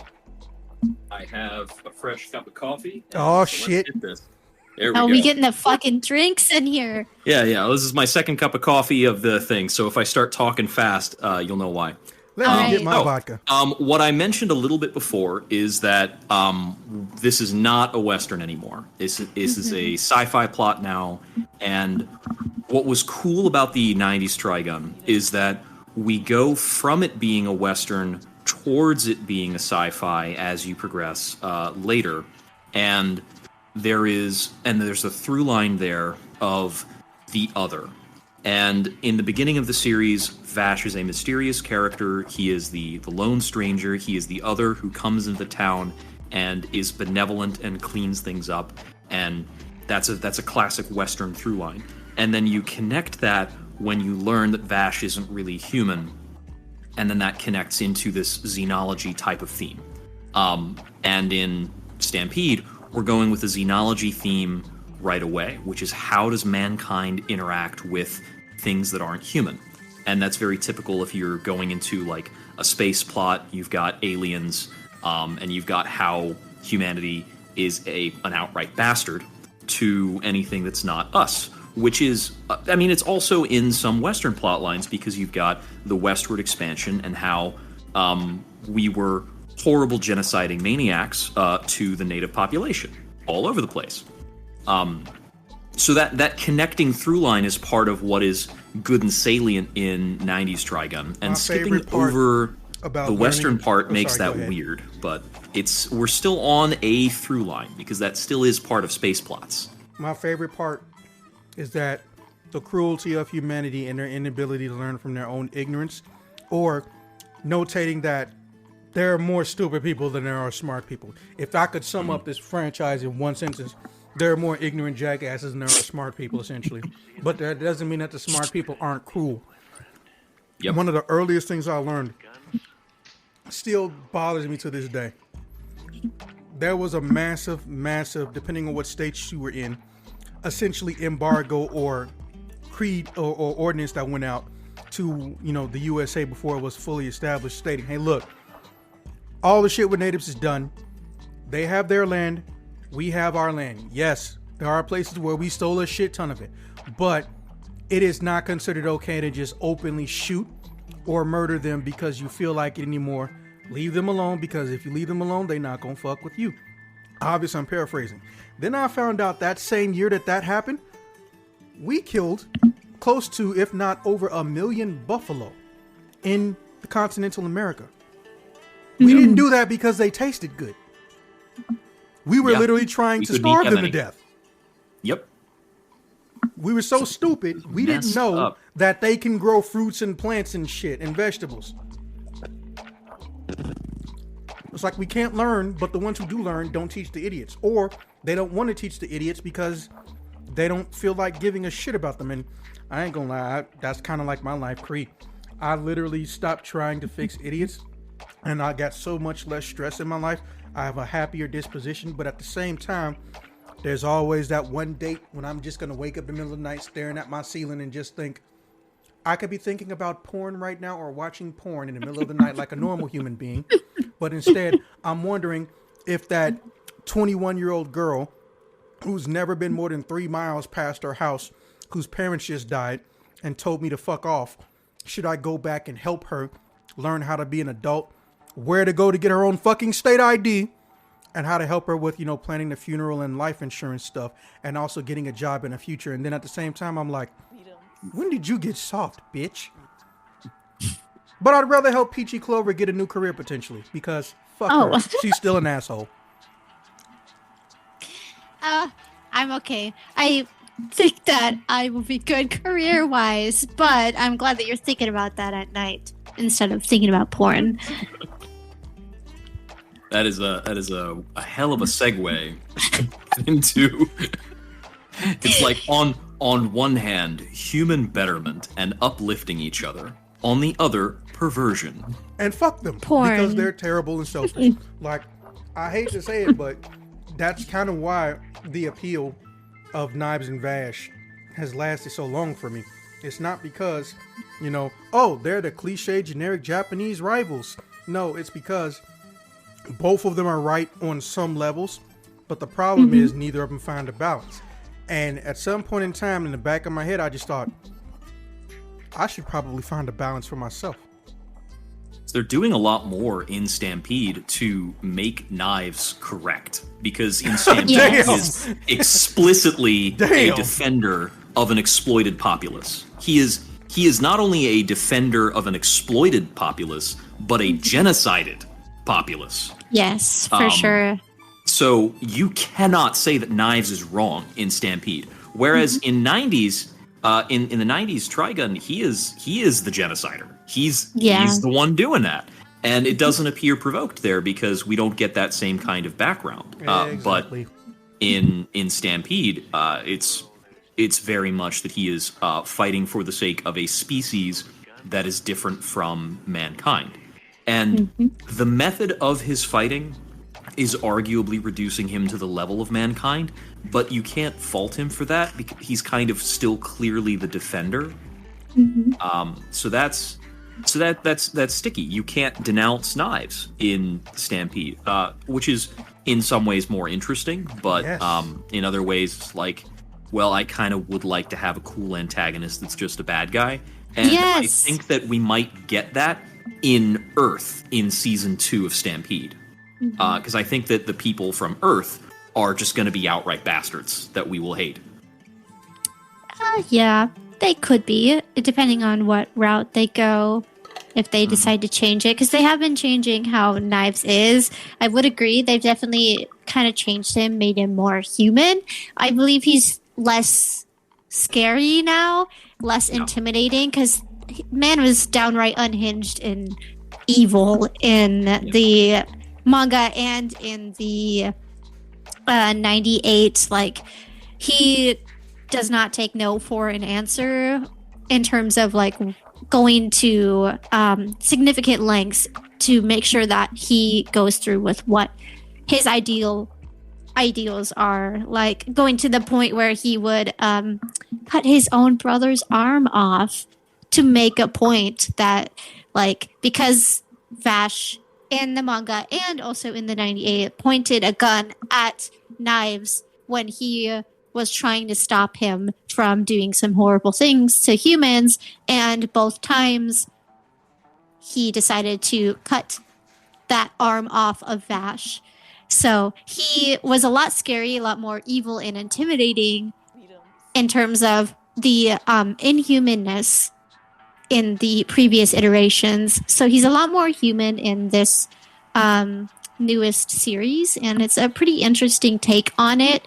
So I am mostly for people trying to make villains more understandable, so you can have that sort of moment where you need to sit back and think, like, is he really the bad guy, or is he really doing the wrong thing? Because he has some excellent points. So, but I do miss people being evil for the sake of evilness, and I miss that. Well, I mean, you're younger than us, so I can see that, but for me, it's fucking played out. I need my villain not necessarily to think that they're a good guy. I just need them to be more than mindless, brain-dead zombie thing that wants to work on impulses. Yes, that can work in a Dragon Ball movie, but, you know, anywhere else, I'm like, you better put some effort in this motherfucker. Well, Vash is also ultimate good. So, especially in the older series, and if Vash is ultimate good, there should be a representation of ultimate evil somewhere within the series. And I think even the 90s series, that's more Legato than it is Knives. Knives is like penultimate evil. He's very, very evil, but there's like a suggestion there that he's somewhat redeemable, because I think older version of Knives is actually like more childish than Vash. And for sure. That's inverted now. Like Knives is definitely the more mature one in Stampede. Mm-hmm. For sure. I'm curious because, well, you know, who better to ask than you two? Let me ask y'all something. Do you think if humans collectively decided to not fuck with the artificial plant people at all and to, you know, let them live a normal existence, no rushing them into death or nothing, do you think Knives is just going to leave them alone, or he's still going to try to subjugate / enslave, which is, you know, synonymous of each other, humanity? What do you think? I think that he probably, if they were all being able to live in harmony and they never did the experimentations on Tesla, then I think he wouldn't have the ideals that he does. No, I mean, yes, but I mean, like, the current him. If he found out tomorrow all humans were going to stop fucking with the plants, do you think he would stop being, well, him? He would not trust that. Definitely not. He would need to see, current him, he's too far off the edge. I think he would only settle for a subjugating power dynamic at the minimum, and it's likely that he would aim for genociding humanity. Absolutely. Because I think we're in the full xenology us versus them story right now. Mm-hmm. I don't think it ends. It's not redeemable. Knives' ideation would be, if I allow humans to live, then there will come a human someday that will concoct some kind of a scheme that will undo my work, and I cannot abide by that. Yeah, and like plants live for a very, very, very long time, so there's always a chance that at some point in humanity they decide that they're going to just start a revolution and start going against the plants. So he's looking at a wider scale, like, view of timeline because he's going to be around for a long time. He would probably preserve some humans for the purpose of scientific advancement, for the sake of plants, because both he and Vash are a product of human experimentation to create plants that are able to, or cultivate plants that are able to exist in our dimension. So he would probably exploit humans to further that. But that would be the only role for humans in Knives' ideal. Which is ironic because he's mad that we're exploding the plants into extinction. Yeah, but it's like a two-shot first kind of thing. No, I totally agree. It's just, it's ironic how it came full circle. We basically shot ourselves in the foot by trying to shoot his people out of existence. Okay, well, I was legitimately curious what y'all was saying. I mean, I like what you're saying. All right, with that being said, Exile, let's have your grade for story and plot. So I think that the original Trigun is like actually the kind of work of genius that you can't replicate on purpose. So I'm going to give Stampede a B tier because I have to look at Stampede without comparing it to the original Trigun. Like I can't take the original Trigun as a knock against Stampede because I don't think you could remake Trigun the way it is if you had all the tools and all the time. I don't think you could hit that again. So I have to think about Stampede. Perfect, Trigun. Yeah, I got to think about Stampede as if I had never seen anything about Trigun before and look at it on its own, and I'd say, it's watchable. So that's a B for me. And what about you, Miss Clover?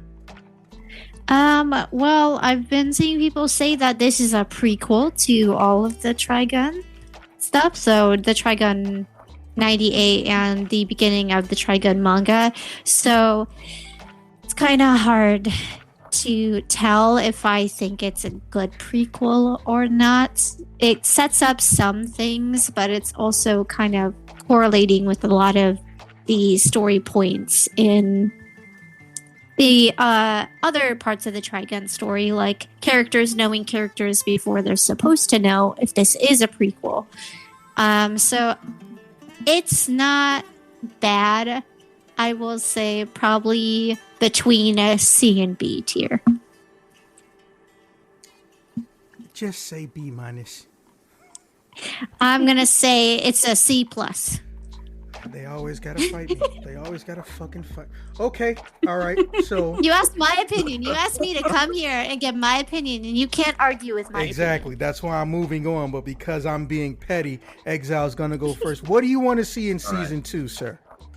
Okay, in season 2, I want to see probably Mankind Earth be really nasty and evil until somebody convinces them to come back around on that, and I think that has to be something that comes from Meryl and from Vash, but I think they need to take some really big L's, and we need to see why humans are bastards, and why we fuck up everything we touch, and that needs to be validated, and then we need to end on something that's hopeful. God damn, so just had they need to chill. Yep, Earth humans, we need to be shown that they're bastards, and then they need to figure out why they're wrong, and then there has to be like some core of them that are like redeemable, that get redeemed at some point. There has to be like a plant preservation group, or maybe there's environmental hope.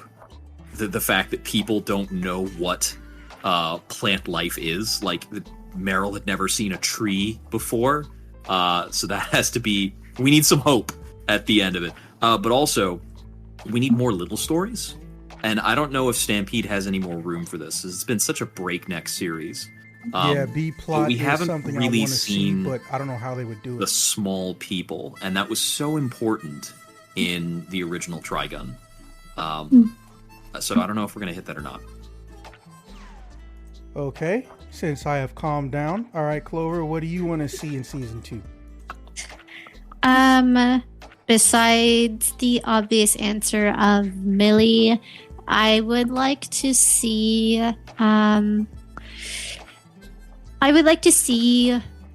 Vash more in his silly gooberness, as he's kind of getting used to, because a lot of people, and I would also agree that Vash kind of gets through his depressiveness and depressive episodes of his convoluted feelings of humanity through humor and things like that. I would like to see him more using that coping mechanism as he's interacting with more of humankind. I want to see more interactions with him and humans that isn't so I don't know.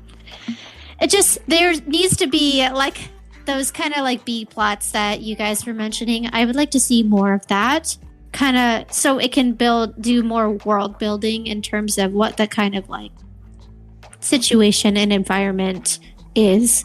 And I would like to see Vash's hair with his quiff, how it's all pushed up. I want to continue to see that, and hopefully have an outfit change as well. Because she wants to make the outfit and the hair. I want the hair is iconic, so yeah, that's got to come back.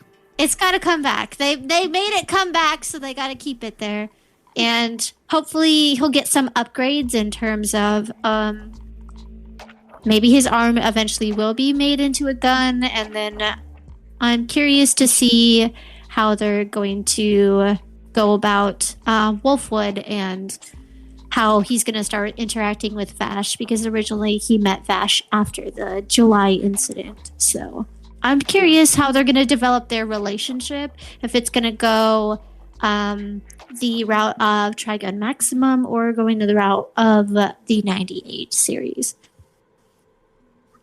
Okay. That bug girl scares me. I don't want to think about what she's going to be doing in season 2. I'm tired of pulling bugs out of her mouth. Zazie the Beast?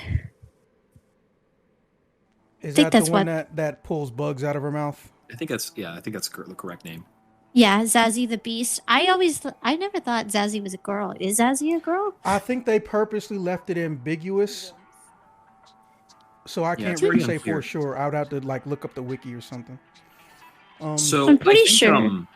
I think Zazie, and I'm not sure if this is the same from before. Mm-hmm. I think Zazie is a bug, is not actually a person. Yeah, I think they're some sort of creature. Person. Yeah. Yeah. That's why they're Zazie the Beast, because I don't think that they quite have the human gender ideals and things like that. Yeah. They're just a thing. That's Zazie. Zazie is Zazie. I think the interesting thing about Zazie, it's a cool, important character because Zazie is the native life form of Planet Gunsmoke. Mm-hmm. So it's the same narrative about Still interacting with aliens. Name for a planet. I love this series, but I mean, can never stop being mad at that name. Yeah, that's fair. Completely fair. Well, listen, they don't got much education going on over there. Yeah. They have you can't blame them. They engineered interdimensional existences that can basically be a fuel source. There's no excuse for that. I mean, if they said it was the planet's name is Calendar, okay, because what are the cities named? April, May, June, July. But no, Gunsmoke. Listen, they don't know that there's other planets. Name. True. Yeah. It's agree. So easy to remember that it's Planet Gunsmoke for Trigun. It's pretty easy. I don't know. I guess that's just salt left over from the 90s. I've always thought that was dumb. And we're talking about 7-year-old me is the planet's name is Gunsmoke. You made that up. I think it sounds pretty sick, honestly. 7-year-old me would love to fight you. It would probably be a fair Oh, sweet. Okay, so action sequences. Clover, how you feel about them? Less, more, or unrefined? Let us know. They're a hit or miss, that's for sure. Kind of like how Exile was mentioning with that first sort of interactions on top of the rock where he didn't have the bullets and everything.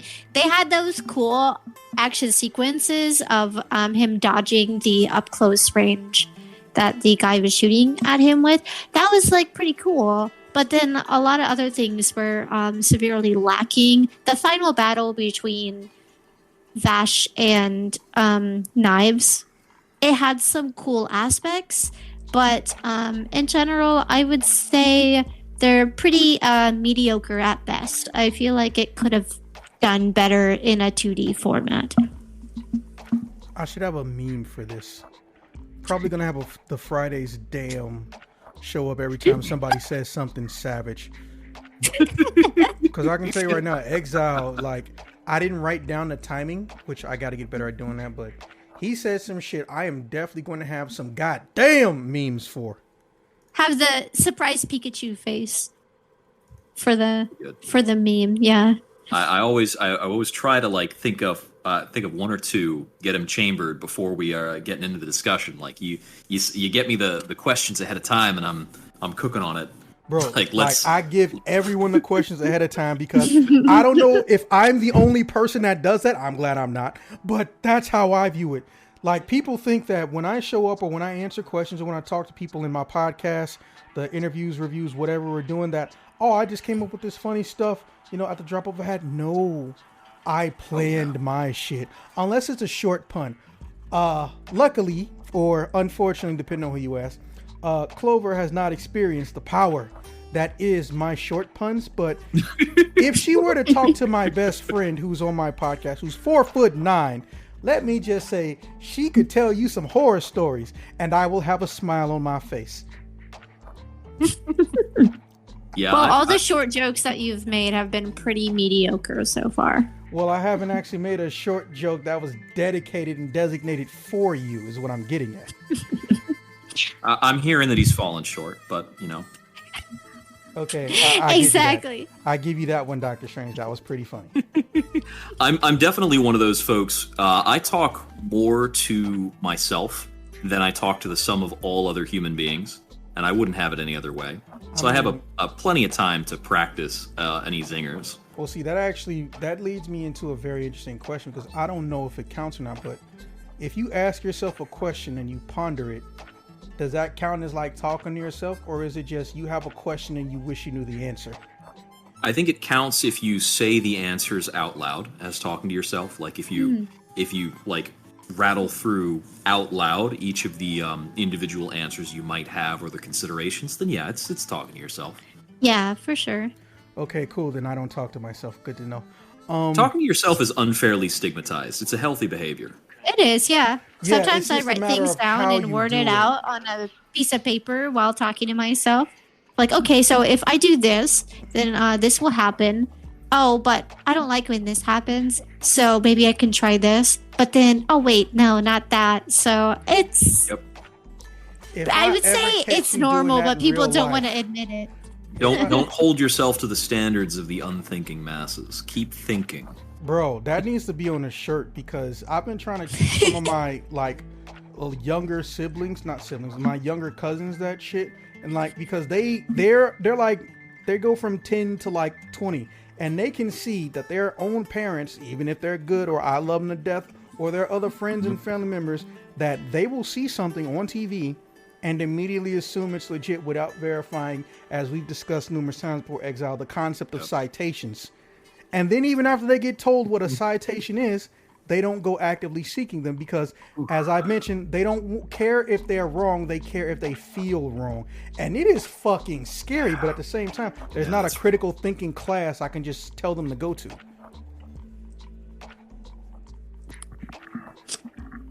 Anyways, all right, continuing with Exile.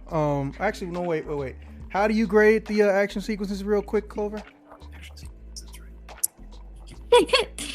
Okay, C-. I'm okay with that. Why am I feel like I'm being like the mean person in this. Well, no. See, here's how I look at it. I'm about to basically inflate your ego on an accident, so I apologize now. You have a very premium and pristine understanding and concept of Trigun, not just because of your intellect, but because you also did the non-ADD thing and have read the fucking books. You understand that this cartoon is more than just a cartoon. I read the manga first. I usually read mangas because, I did read it first. I read it before Trigun Stampede was announced, because I usually take the train to work, so I spend my time reading mangas because I don't really have time to watch it, because I usually watch things subtitles and I need to be 100% paying attention to it or I'm not going to understand. So reading it is my way of 100% paying attention and doing it when I have the time, when it's slow at my workplace or when I'm on the train. So I read it first, and then I watched kind of as Stampede was coming out, I watched it, and then I watched the 98s, and I watched the movie The Badlands Rumble, which I would not really recommend. Yeah, it wasn't a bad movie. It was bad for Trigun movie, because the animation looks great, about it but that was all that interesting. Yeah, that's really the problem. If anything, they should have took that budget happens and turned it into like an 8-episode miniseries. Yeah, the animation was great, but everything else was pretty lackluster for that. But we're not talking about Badlands Rumble I totally get, don't get me wrong, you're not the villain. It's not your fault that, and I don't want to quote that old Rick and Morty meme, but it's not your fault that there are lowbrow fans, there are highbrow fans, and then there are people with ADHD who are posers. That's just a fact of life. What we call them back in the athleticism days is fair weather fans. Oh, you got a team, but you don't give a shit about nobody on the team until they bring home a trophy. You know? I got the hyper fixation on it right now, so I'm very head is very much into it. Just like when I was really into Yu-Gi-Oh, that's all I could think about was fucking Yu-Gi-Oh. So I don't know. I'm very critical thinking about things that I'm passionate about. So I feel like I'm being an asshole. But I want to say as a disclaimer to the creators, y'all are doing amazing hard work and congratulations for getting your show out there. 3D modeling and 3D animation is impressive. I just didn't like it in this context. So don't hate me. No, I'm perfectly okay with that because I'm going to tell you right now. You basically are thinking, how me and Exile thought when we were around your age. We understood very quickly in life that there are people who aren't necessarily fans. They just hate hearing bad things about something they like, which is so fucking stupid. Wait, how old are y'all? If you keep talking about how young I am, how old are y'all then? We're both 33. Oh, so I got pretty good amount of... Oh, was I off? Sorry, 1 year. Oh, yeah. I don't know. I don't want to be lumped in with the kind of age group that I know that I'm in because I don't agree with a lot of the things that people say that are in my age group. Everybody has a young and stupid phase. You're allowed to have it. Don't worry about comparing yourself to me. I'm old for my age. I mean, I didn't want to say it. But nah, when I've even gotten people to look in on his channel, because I actually do talk to my in real life friends about his channel. A lot of them say, when you start getting into old people, I'm like, what the fuck? He's younger than me. What the fuck? I was like, oh yeah, he kind of looks like Dr. Strange. Now see, that's a compliment. Yep. That's how you compliment somebody. Hell yeah. Fucking pepper going. Like you could legitimately pull off a Doctor Strange outfit. You ain't even gotta have. Yeah, I need to get myself a cape. Yes, you should. You should have one of your friends be the cape, so then you can have it dance around. Oh hell yeah! I think see, that'd be fun. Have them go green screen. You can do a lot with black, green we're doing the ping pong short. It's amazing. Oh, my favorite it's kind of like in the not the live action, in the play production of Aladdin. They have someone playing the carpet that just cartwheels around and shit. That's so fun. Oh, that'd be great. That'd be amazing. I gotta get myself the arm wraps and see, I will personally. And I will cosplay the Punisher. So that's pretty much a bonus for you. I know a lot of people don't know who she is, but she's actually essentially one of the second or top 5 strongest magicians pretty much ever. That character, is actually going to end up being his wife. That's not a movie spoiler. That's just how the comic books is. That's actually his future wife. Yeah. So they had her show up at the end of the last one, right? Yeah, you get Charlize Theron, you're really winning right there. Absolutely. True. I mean, absolutely. I'm not gonna say I don't have an older woman fetish, but when you get to our age group, it's not really an older woman fetish. It's more like a hot women in your age bracket fetish. But if there was one person who might be able to, reverse that and make it go back to the old days, it's Charlize Theron, because a lot of people forget she's damn near 60. Damn, she looks amazing. I hope I can age that well. Without makeup, she looks that young. That's the scary part. What was she eating in Africa? Goddamn. After the skincare routine. I mean, there's something going on. Yeah, there's something in the water. I mean, when you pay people to take care of their face, they can take care of their face real damn good. Yeah, I know black don't crack, and she from South Africa, but we must have donated something at some point because that is ridiculous. I mean, if I were making bank to stay fit, I'd have a 6-pack. But I'm getting paid to install computers, so that ain't happening. Exactly. Yeah. So is she what you would classify as the mommy mother category? Because I don't really ever. You had to say the M word. Technically, she does qualify as a MILF. You can say that word on this channel. I don't know. But I don't care. I can't get behind the mommy memes. I just, or the mother. I can't. People, as I've cosplayed Bayonetta, I've had people say that to me, and I'm just how I don't know how to take that. In It what way? Was It it is. before or There are after folks on Bayonetta the 3? internet That's who are a what you little have to too remember. proud to be a bottom. It's No, just they're too horny they go for wild. me. Too Yeah. much horniness in this chat. You go to a Japanese cartoon fucking convention essentially, and you Oh dress yeah. up as Mhm. persona non grata for old school 90s I am somehow sexy, a stereotype, but I am not hated by most people. You basically just walk into a nightclub with a sign that says I'm horny, despite you not being horny necessarily. So I won't say it's your fault because you can't control the machinations of other people. But I will say no one would fault you if you ran around with a taser. I wouldn't.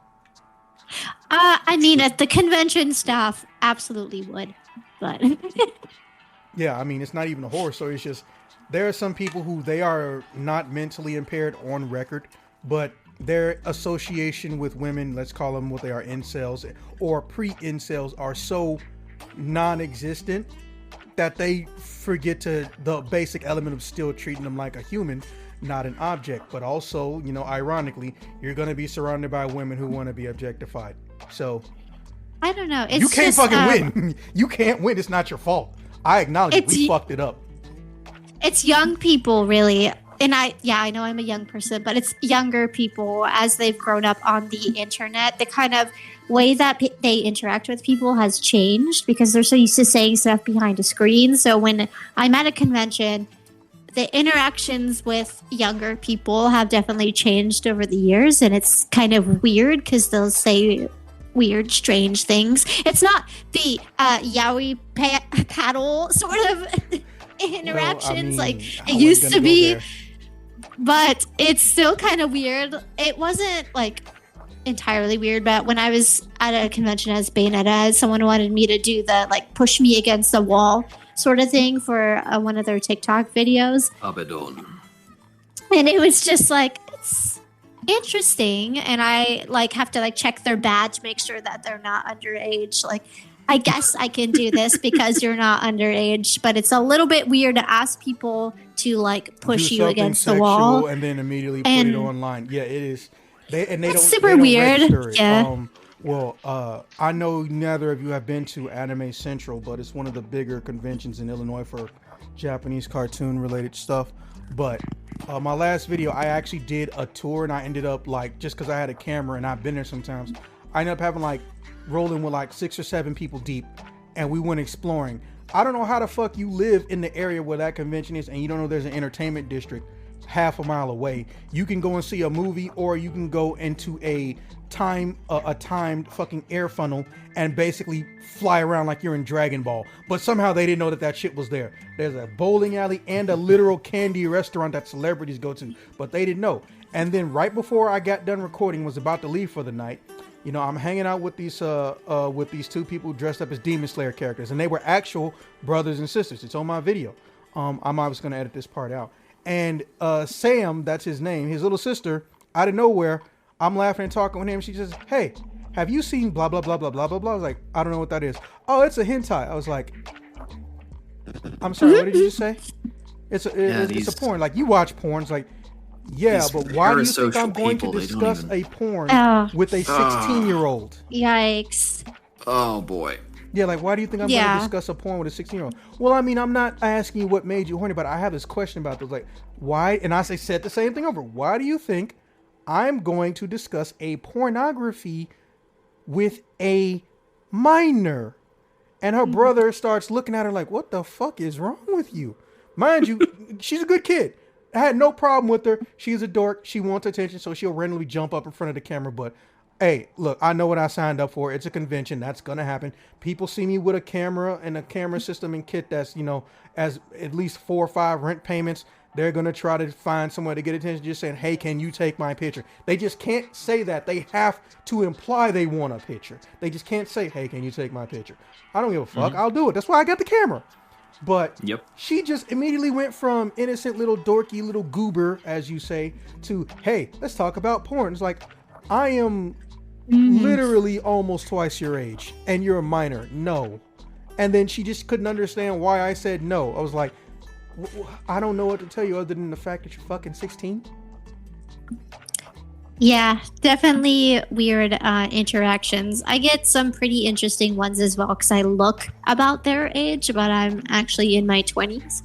So they're like, oh, I could talk to you about these certain like TikTok memes and things like that. And I'm like, actually, I'm not on TikTok and I don't know what you're talking about. And also, I could be your babysitter. So please don't talk to me about this stuff. In the LARP space, we have a lot of people who are like in a parasocial circumstance, and sometimes in the LARP space, you have people who are able to get together who have very disparate ages, and you need to make sure that doesn't get weird because there are some weird dudes, and I think that's any sufficiently large group, you have weird dudes that you have to watch out for. I mean, And I'm not sympathetic towards weird dudes, but there are people who are just like autistic, they're somewhere on the spectrum, and they don't know or have a filter about what conversational topics are acceptable. And it's actually down to the point in the LARP space, we have hand signs to just have like, if somebody starts a conversation with you that is super weird or inappropriate, you throw up a hand sign that says like, hey, don't talk about that. Damn, and I wish that they have to like in real life. Fuck the LARPs. I'll take that in real life. Yeah. No, it's a legitimate practice. And either they, wise up about it, or you have the circumstance where they don't recognize the hand sign or something goes wrong, and then you have to kind of report that.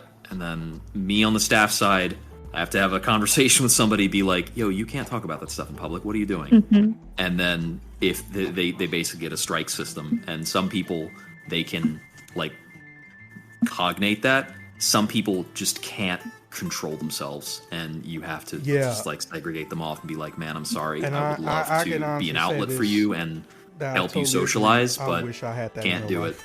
Yeah, I totally agree, and I understand it. Because, well, it's not really just we're old, and it's more like, be thankful you're in the generation you are, because let me tell you, the further back you go, the less people talked about mental health in a positive way, and the more they tried to hide it or hide the person that was messed up.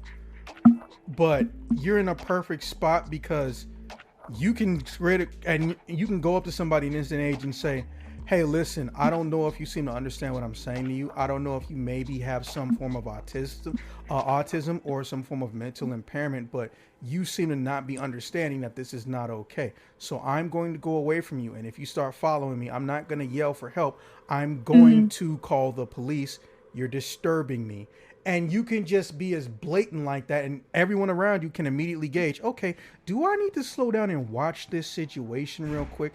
Like, a lot of people, no, not you guys, but a lot of people who know my ridiculous track record at this point of catching pedos or letting somebody get held by the police custody system for doing something that someone said no about, or trying to.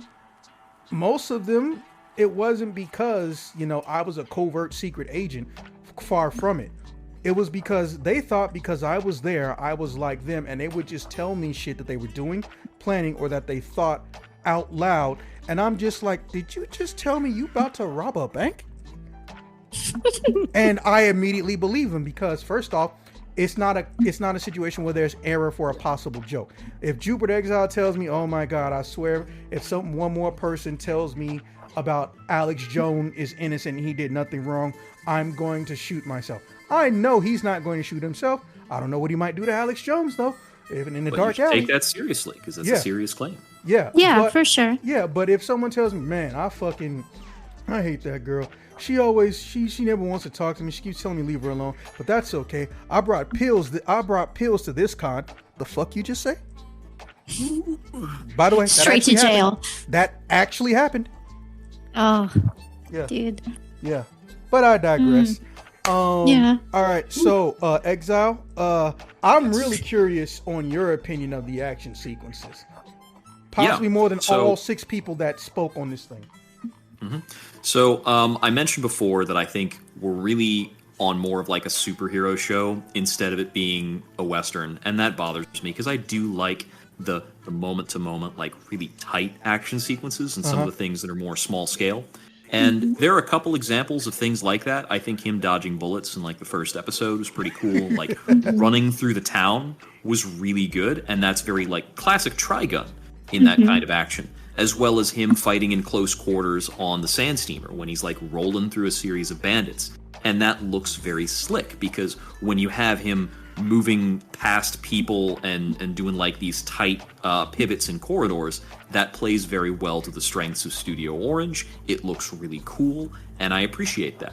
But other sequences when he's like flying around or doing other stuff, I'm just not interested in it. And some of it looks good because we've got kind of cool dynamic angles going on, and there's a good showcase of impact, which is something that can often turn out wrong in a 3D animation space. But it's just from a conceptual level, I just don't care because it's not what Trigun is to me. So there's like maybe a little bit of bias there. I don't know, whatever. Some of the shooting segments are good. Some of the shooting segments kind of suck. Because we've got the first episode shooting segments, like I said, Vash is very mobile and that's very cool. The shooting segments with Livio and Wolfwood on top of the sand steamer, it's very static because both of them are just sponging up bullets. So there's not a lot going on there. When Vash is on the scene, it's better because he's kind of trying to make shots go off. He's interacting with the gunplay. The gun Tonfa style that they're using with him, I do not appreciate that it's moving away from the aesthetic of him as a gunman, because him being conscious of his stance and stature as a gunman and using that to pull people down out of being aggressive was important to his character in 90s Trigun, but it is a cool action piece. So I think that a lot of the action pieces, there are storyboarding flaws in them, but the actual execution of it and the animation, I think, is pretty legit. You mentioned having some distaste for some of the frame switch-ups, but yeah, they I'm have actually a 51 or 55 FPS for most of the series. It's weird. I actually like it. I like having, still frames and slow frames in the middle of things to make things kind of stand out. It's part of experimenting to find animation techniques that work in a 3D space. I think it's innovative from the Spider-Verse. Everybody should be trying to learn from that and trying to pick up on that and find like a cool rhythm for it. And I think it helps more than it hurts. Because 3D animation, if you don't add some 2D tricks to it, it's not going to live up to what shines in a 2D space. And I think pushing 3D is a good idea for the medium right now. It's easier to produce for a lot of studios, and we're seeing that it can produce characters that are just as expressive as 2D characters, and action that is just as interesting as 2D action. In addition to what we're seeing here with Stampede, which I think is excellent 3D animation. Hi-Fi Rush cutscenes are awesome. Their character movements are great. Really excited to see the 3D space getting pushed further. But yeah, the storyboarding for the action segments, I think just the concept of some of the action is just not holding it for me. The 808 dreams. I'm so glad you brought up Hi-Fi Rush. I don't know what it is, but anytime you and me think about Hi-Fi Rush, it just makes my day better. Makes up for someone ruining my cheesecake. But anyways, with that being said, how would you rate the action sequences of season 1? Because it was tough for me. Yeah, I think I'm going to go along with Peachy and give it a C. Because I think the good bits, there are not enough of them. And I liked a lot of the action sequences in episode 1. And just very few action sequences later. And to some extent, I enjoyed the final action sequence between Vash and Knives. The last bit where Knives is burning is fucking metal sick, and I would not it's replace awesome. that scene. Yeah, that detail on that. actually kind That of was disturbed me. It was incredible. really incredible. But the rest of that fight, as much as it's like kind of cool and snappy, it loses out for me compared to the 90s Trigun, because in the 90s Trigun, the symmetry between Knives and Vash was so interesting. Oh So yeah. the fact that they don't fight with the same armaments and style is just not as cool to me as what it was back in the day when they were just gunmen pulling on each other, like trying to get the advantage, and each of them, when they pull the line on the other's head, the tension, the beads of sweat dropping. And when you go superhero, you just lose the tension that a gun provides. I mean, that's why, like, certain parts of JoJo's where guns are dangerous are more interesting than other parts of JoJo's where guns aren't dangerous. It feels like it loses a lot of the intimacy of Yes, that's a good I'm term. mad yeah, you stole the that from me. I was intimacy, 'cause- literally going to say that. yeah, when they're so close in combat and using like the symmetry of like their movements and how they have the exact same guns but just different colors and everything, and like it loses that intimacy that makes it so intense and makes it so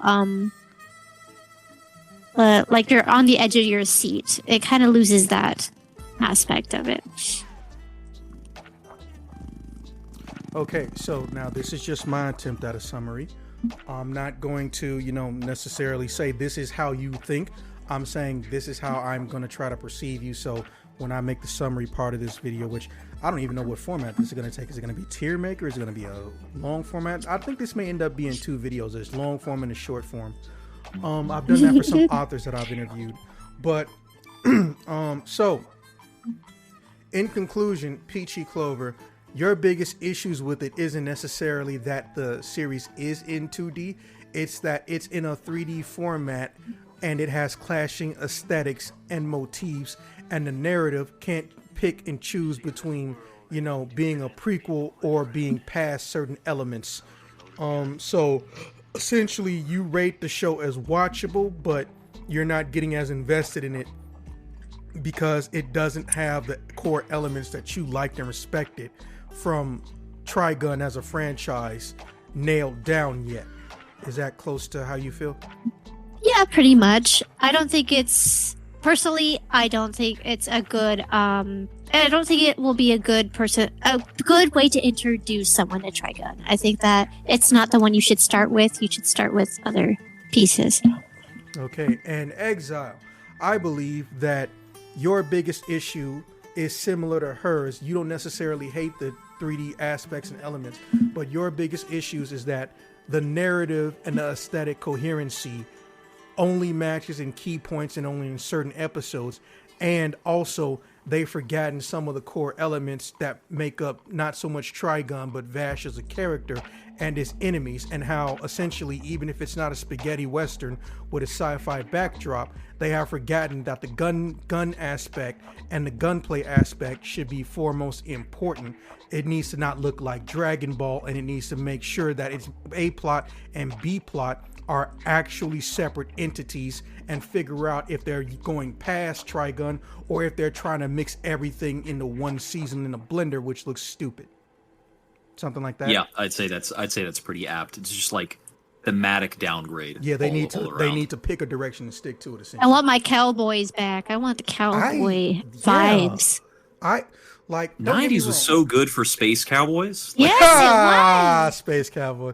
I see what you did there. But you are not wrong, sir. It was a very unique situation. And here's the worst part.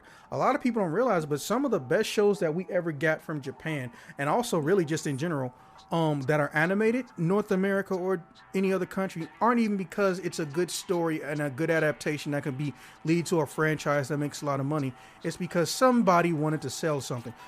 I am so sad that the only bad thing about Cowboy Bebop, besides that, the director can't make his mind up about the ending shit, is that the only reason we got it is because of the spaceships. Do I like the spaceships? Absolutely. But the fact that that's the reason the show got greenlit is fucking stupid, because how important are those spaceships? Everyone knows that Spike's ship is named the Swordfish too. And even though Every other ship is in the intro. I promise you, 90% of people can't name them. You know the Bebop and you know the Swordfish too. Now name the other 7 that show up. I dare you. Couldn't do it. I have to put a disclaimer. I haven't seen Cowboy Bebop. I started watching it on my 10-hour flight to the Philippines, but I didn't get past like episode 4. If it makes you feel any better. Cowboy Bebop puts me to sleep. I was like, I'm so interested because the jazz music that everyone's saying is theirs, like top tier jazz music, and I wanted to know. I actually have the soundtrack. It's good. I'll send you a link to it. Soundtrack is fire. That's yeah. I mean, the original 98 Trigun soundtrack is also pretty good. I've been listening to that in my free time. It's the cowboy. I've got Philosophy in a Teacup on my planet computer is this? demand. That song alone, that is my hype song. Like, I don't plan on any point in time in my life getting into, I don't know, a giant 20-person, Mexican standoff, or getting into some giant, bar brawl where no one knows who's on anybody's side. But if that song is playing in the background, I'm hyped. I love jazz music, so I mean, I was giving it a try. I had like half the first season downloaded on my phone from Just Netflix. So we're clear, you're talking about the cartoon, not the live action, right? Oh, I would never watch the live action. Oh, thank God. I'm not fucking stupid. Oh yeah, you're not fucking stupid. What am I thinking? No. Yeah, dude, just in general, I'm not going to touch any live action versions of animated series that I care about because I don't want to hurt myself that much. Bless you, you innocent child. Bless you. The one thing I will stick up for, the Phoenix Wright live action was really fun. Oh, was it? Well, it's supposed to be. I mean, that works. It's a comedy. You're not meant to take it seriously. Yeah. I mean, it's not supernatural aspects. It's just guys in overblown. So. There are supernatural aspects because Phoenix Wright is never. Yes, there are right, exorcists and stuff. Yeah, the ghosts and everything. That's right. Okay. But no, it's camp. It's hilarious. There's actually a point where like everybody in the gallery does a falling over gag. It's amazing. Oh, please. Okay, maybe I'll have to give some of them a try. It's for the one live action I'll stick up for, I think. Yeah, it's for the shits and giggles mainly. Just to shit on it. Academy is very unique. It's not following its original shit in order, but also the original writer, who is the lead singer from My Chemical Romance. He actually is supervising it, so it still keeps some of the same tones and aspects from the original. Yeah, I've actually read the Umbrella Academy comic. They made an Ultra Instinct Ellen Page, who is now, and they even have her transition in the show Elliot Page. The fact that they can go Ultra Instinct I really alone, appreciate that. That was good. Yeah, it's really nice that they did that, and I'm curious how that show is going to go in this last season, considering the comic isn't even finished. So we will have to see. Okay. I want to go back and give more time to the comic because Umbrella Academy, like the characters, it's a unique style. Annoying me. For I sure. could not hold to it. Yeah, I have to agree. There's some good iterations of some of the characters, but most of them have been changed significantly. Hey, Clover, do you have Spotify? Yes, I have Spotify. Oh, I'm going to give you 5 things you are going to get addicted to. Well, with that being said, as always, Exile and Clover, I love having you guys over. Anytime you need help with anything, feel free to ask. You have the full might of Token Podcast at your disposal. There's about 40 of us, but of the 40, about a dozen of us actually do production-related stuff. So if you need something, just ask. We can probably help out with it or know someone who can. If you ever, just want to do some crossover stuff on your respective channels, that's cool too. When this video is finished, however format it comes out, I'm going to make sure you have a copy of it so y'all can give approval, or you can use it for whatever you want to do. But yeah, there's definitely going to be a short form and a long form because I just did some quick calculations on my phone. If I put everybody in that long format version, gonna be like somewhere close to 5 hours, making it the longest video by far I've ever done. So we got a lot to say. Yeah, and that's cool. I'm okay with that. I asked a group of people. I'm happy so many people wanted to contribute. But more than likely the short form will be the tier maker style, because also that's when we can cram the most jokes and funny stuff that got said into it. True. Yeah. If you do any like sort of editing things with having our pictures and anything, Yes, I was gonna say then that. I Yeah, would I need prefer. yours. Yeah, I would prefer that you put one of my Trigun cosplays in there. I'll Actually, I would send you the prefer one to that get I. all of them because no matter what character it is, I will find a way to use it. Okay. Also, I'm gonna, just find I can turn any character or any image into a rectangle that fits on the tier maker tier list because even though you can make them in real time, if you just have a still image of it, you can also do shit to it in video editing, which is the best thing about tier maker. You can live stream and move edit in real time, which saves so much time. But even when that's done, you can go and add stuff on top of that edit. It's beautiful. Perfect. Okay. I've got a recording of this, so I'll just be sending you like my face, and you can. I've only got the audio from my side that's synced to that. No, but that's you fine. should be able to That's sync what we that did up last more or time less. anyway. Yeah. All right. Well, Exile. With that being said, why don't you tell the listeners where they can find you? That's right. So you can find me either on Twitch or on YouTube, Twitch TV / Jupiter Exile, or on YouTube at I believe it's Jupiter Exile YT. All right. And Clover, where can they find your peachy self?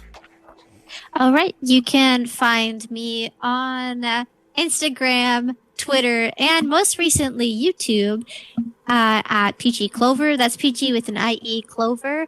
So basically, you can check me out on those sites.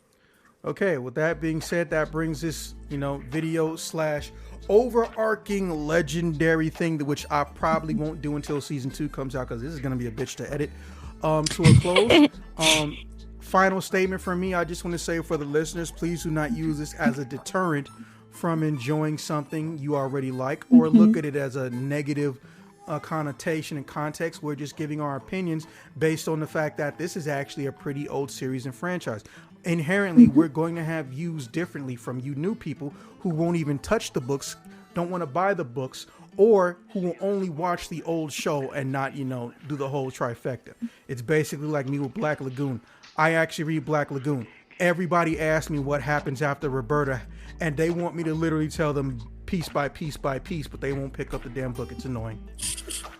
Well, good luck trying to find Trigun anywhere because they stopped printing them a long time ago. It's like $70 to get one copy, and you got to hunt it down. I've been looking for copies everywhere. And that's old school license, so it'd be hard to find it on an aggregator.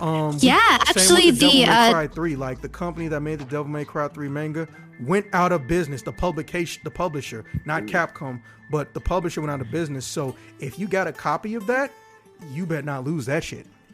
Yeah, actually, the Dark Horse Comics that published Trigun, they actually have their headquarters really close to my house. It's like 30 minutes away from my house. Are you serious? Whoa, okay.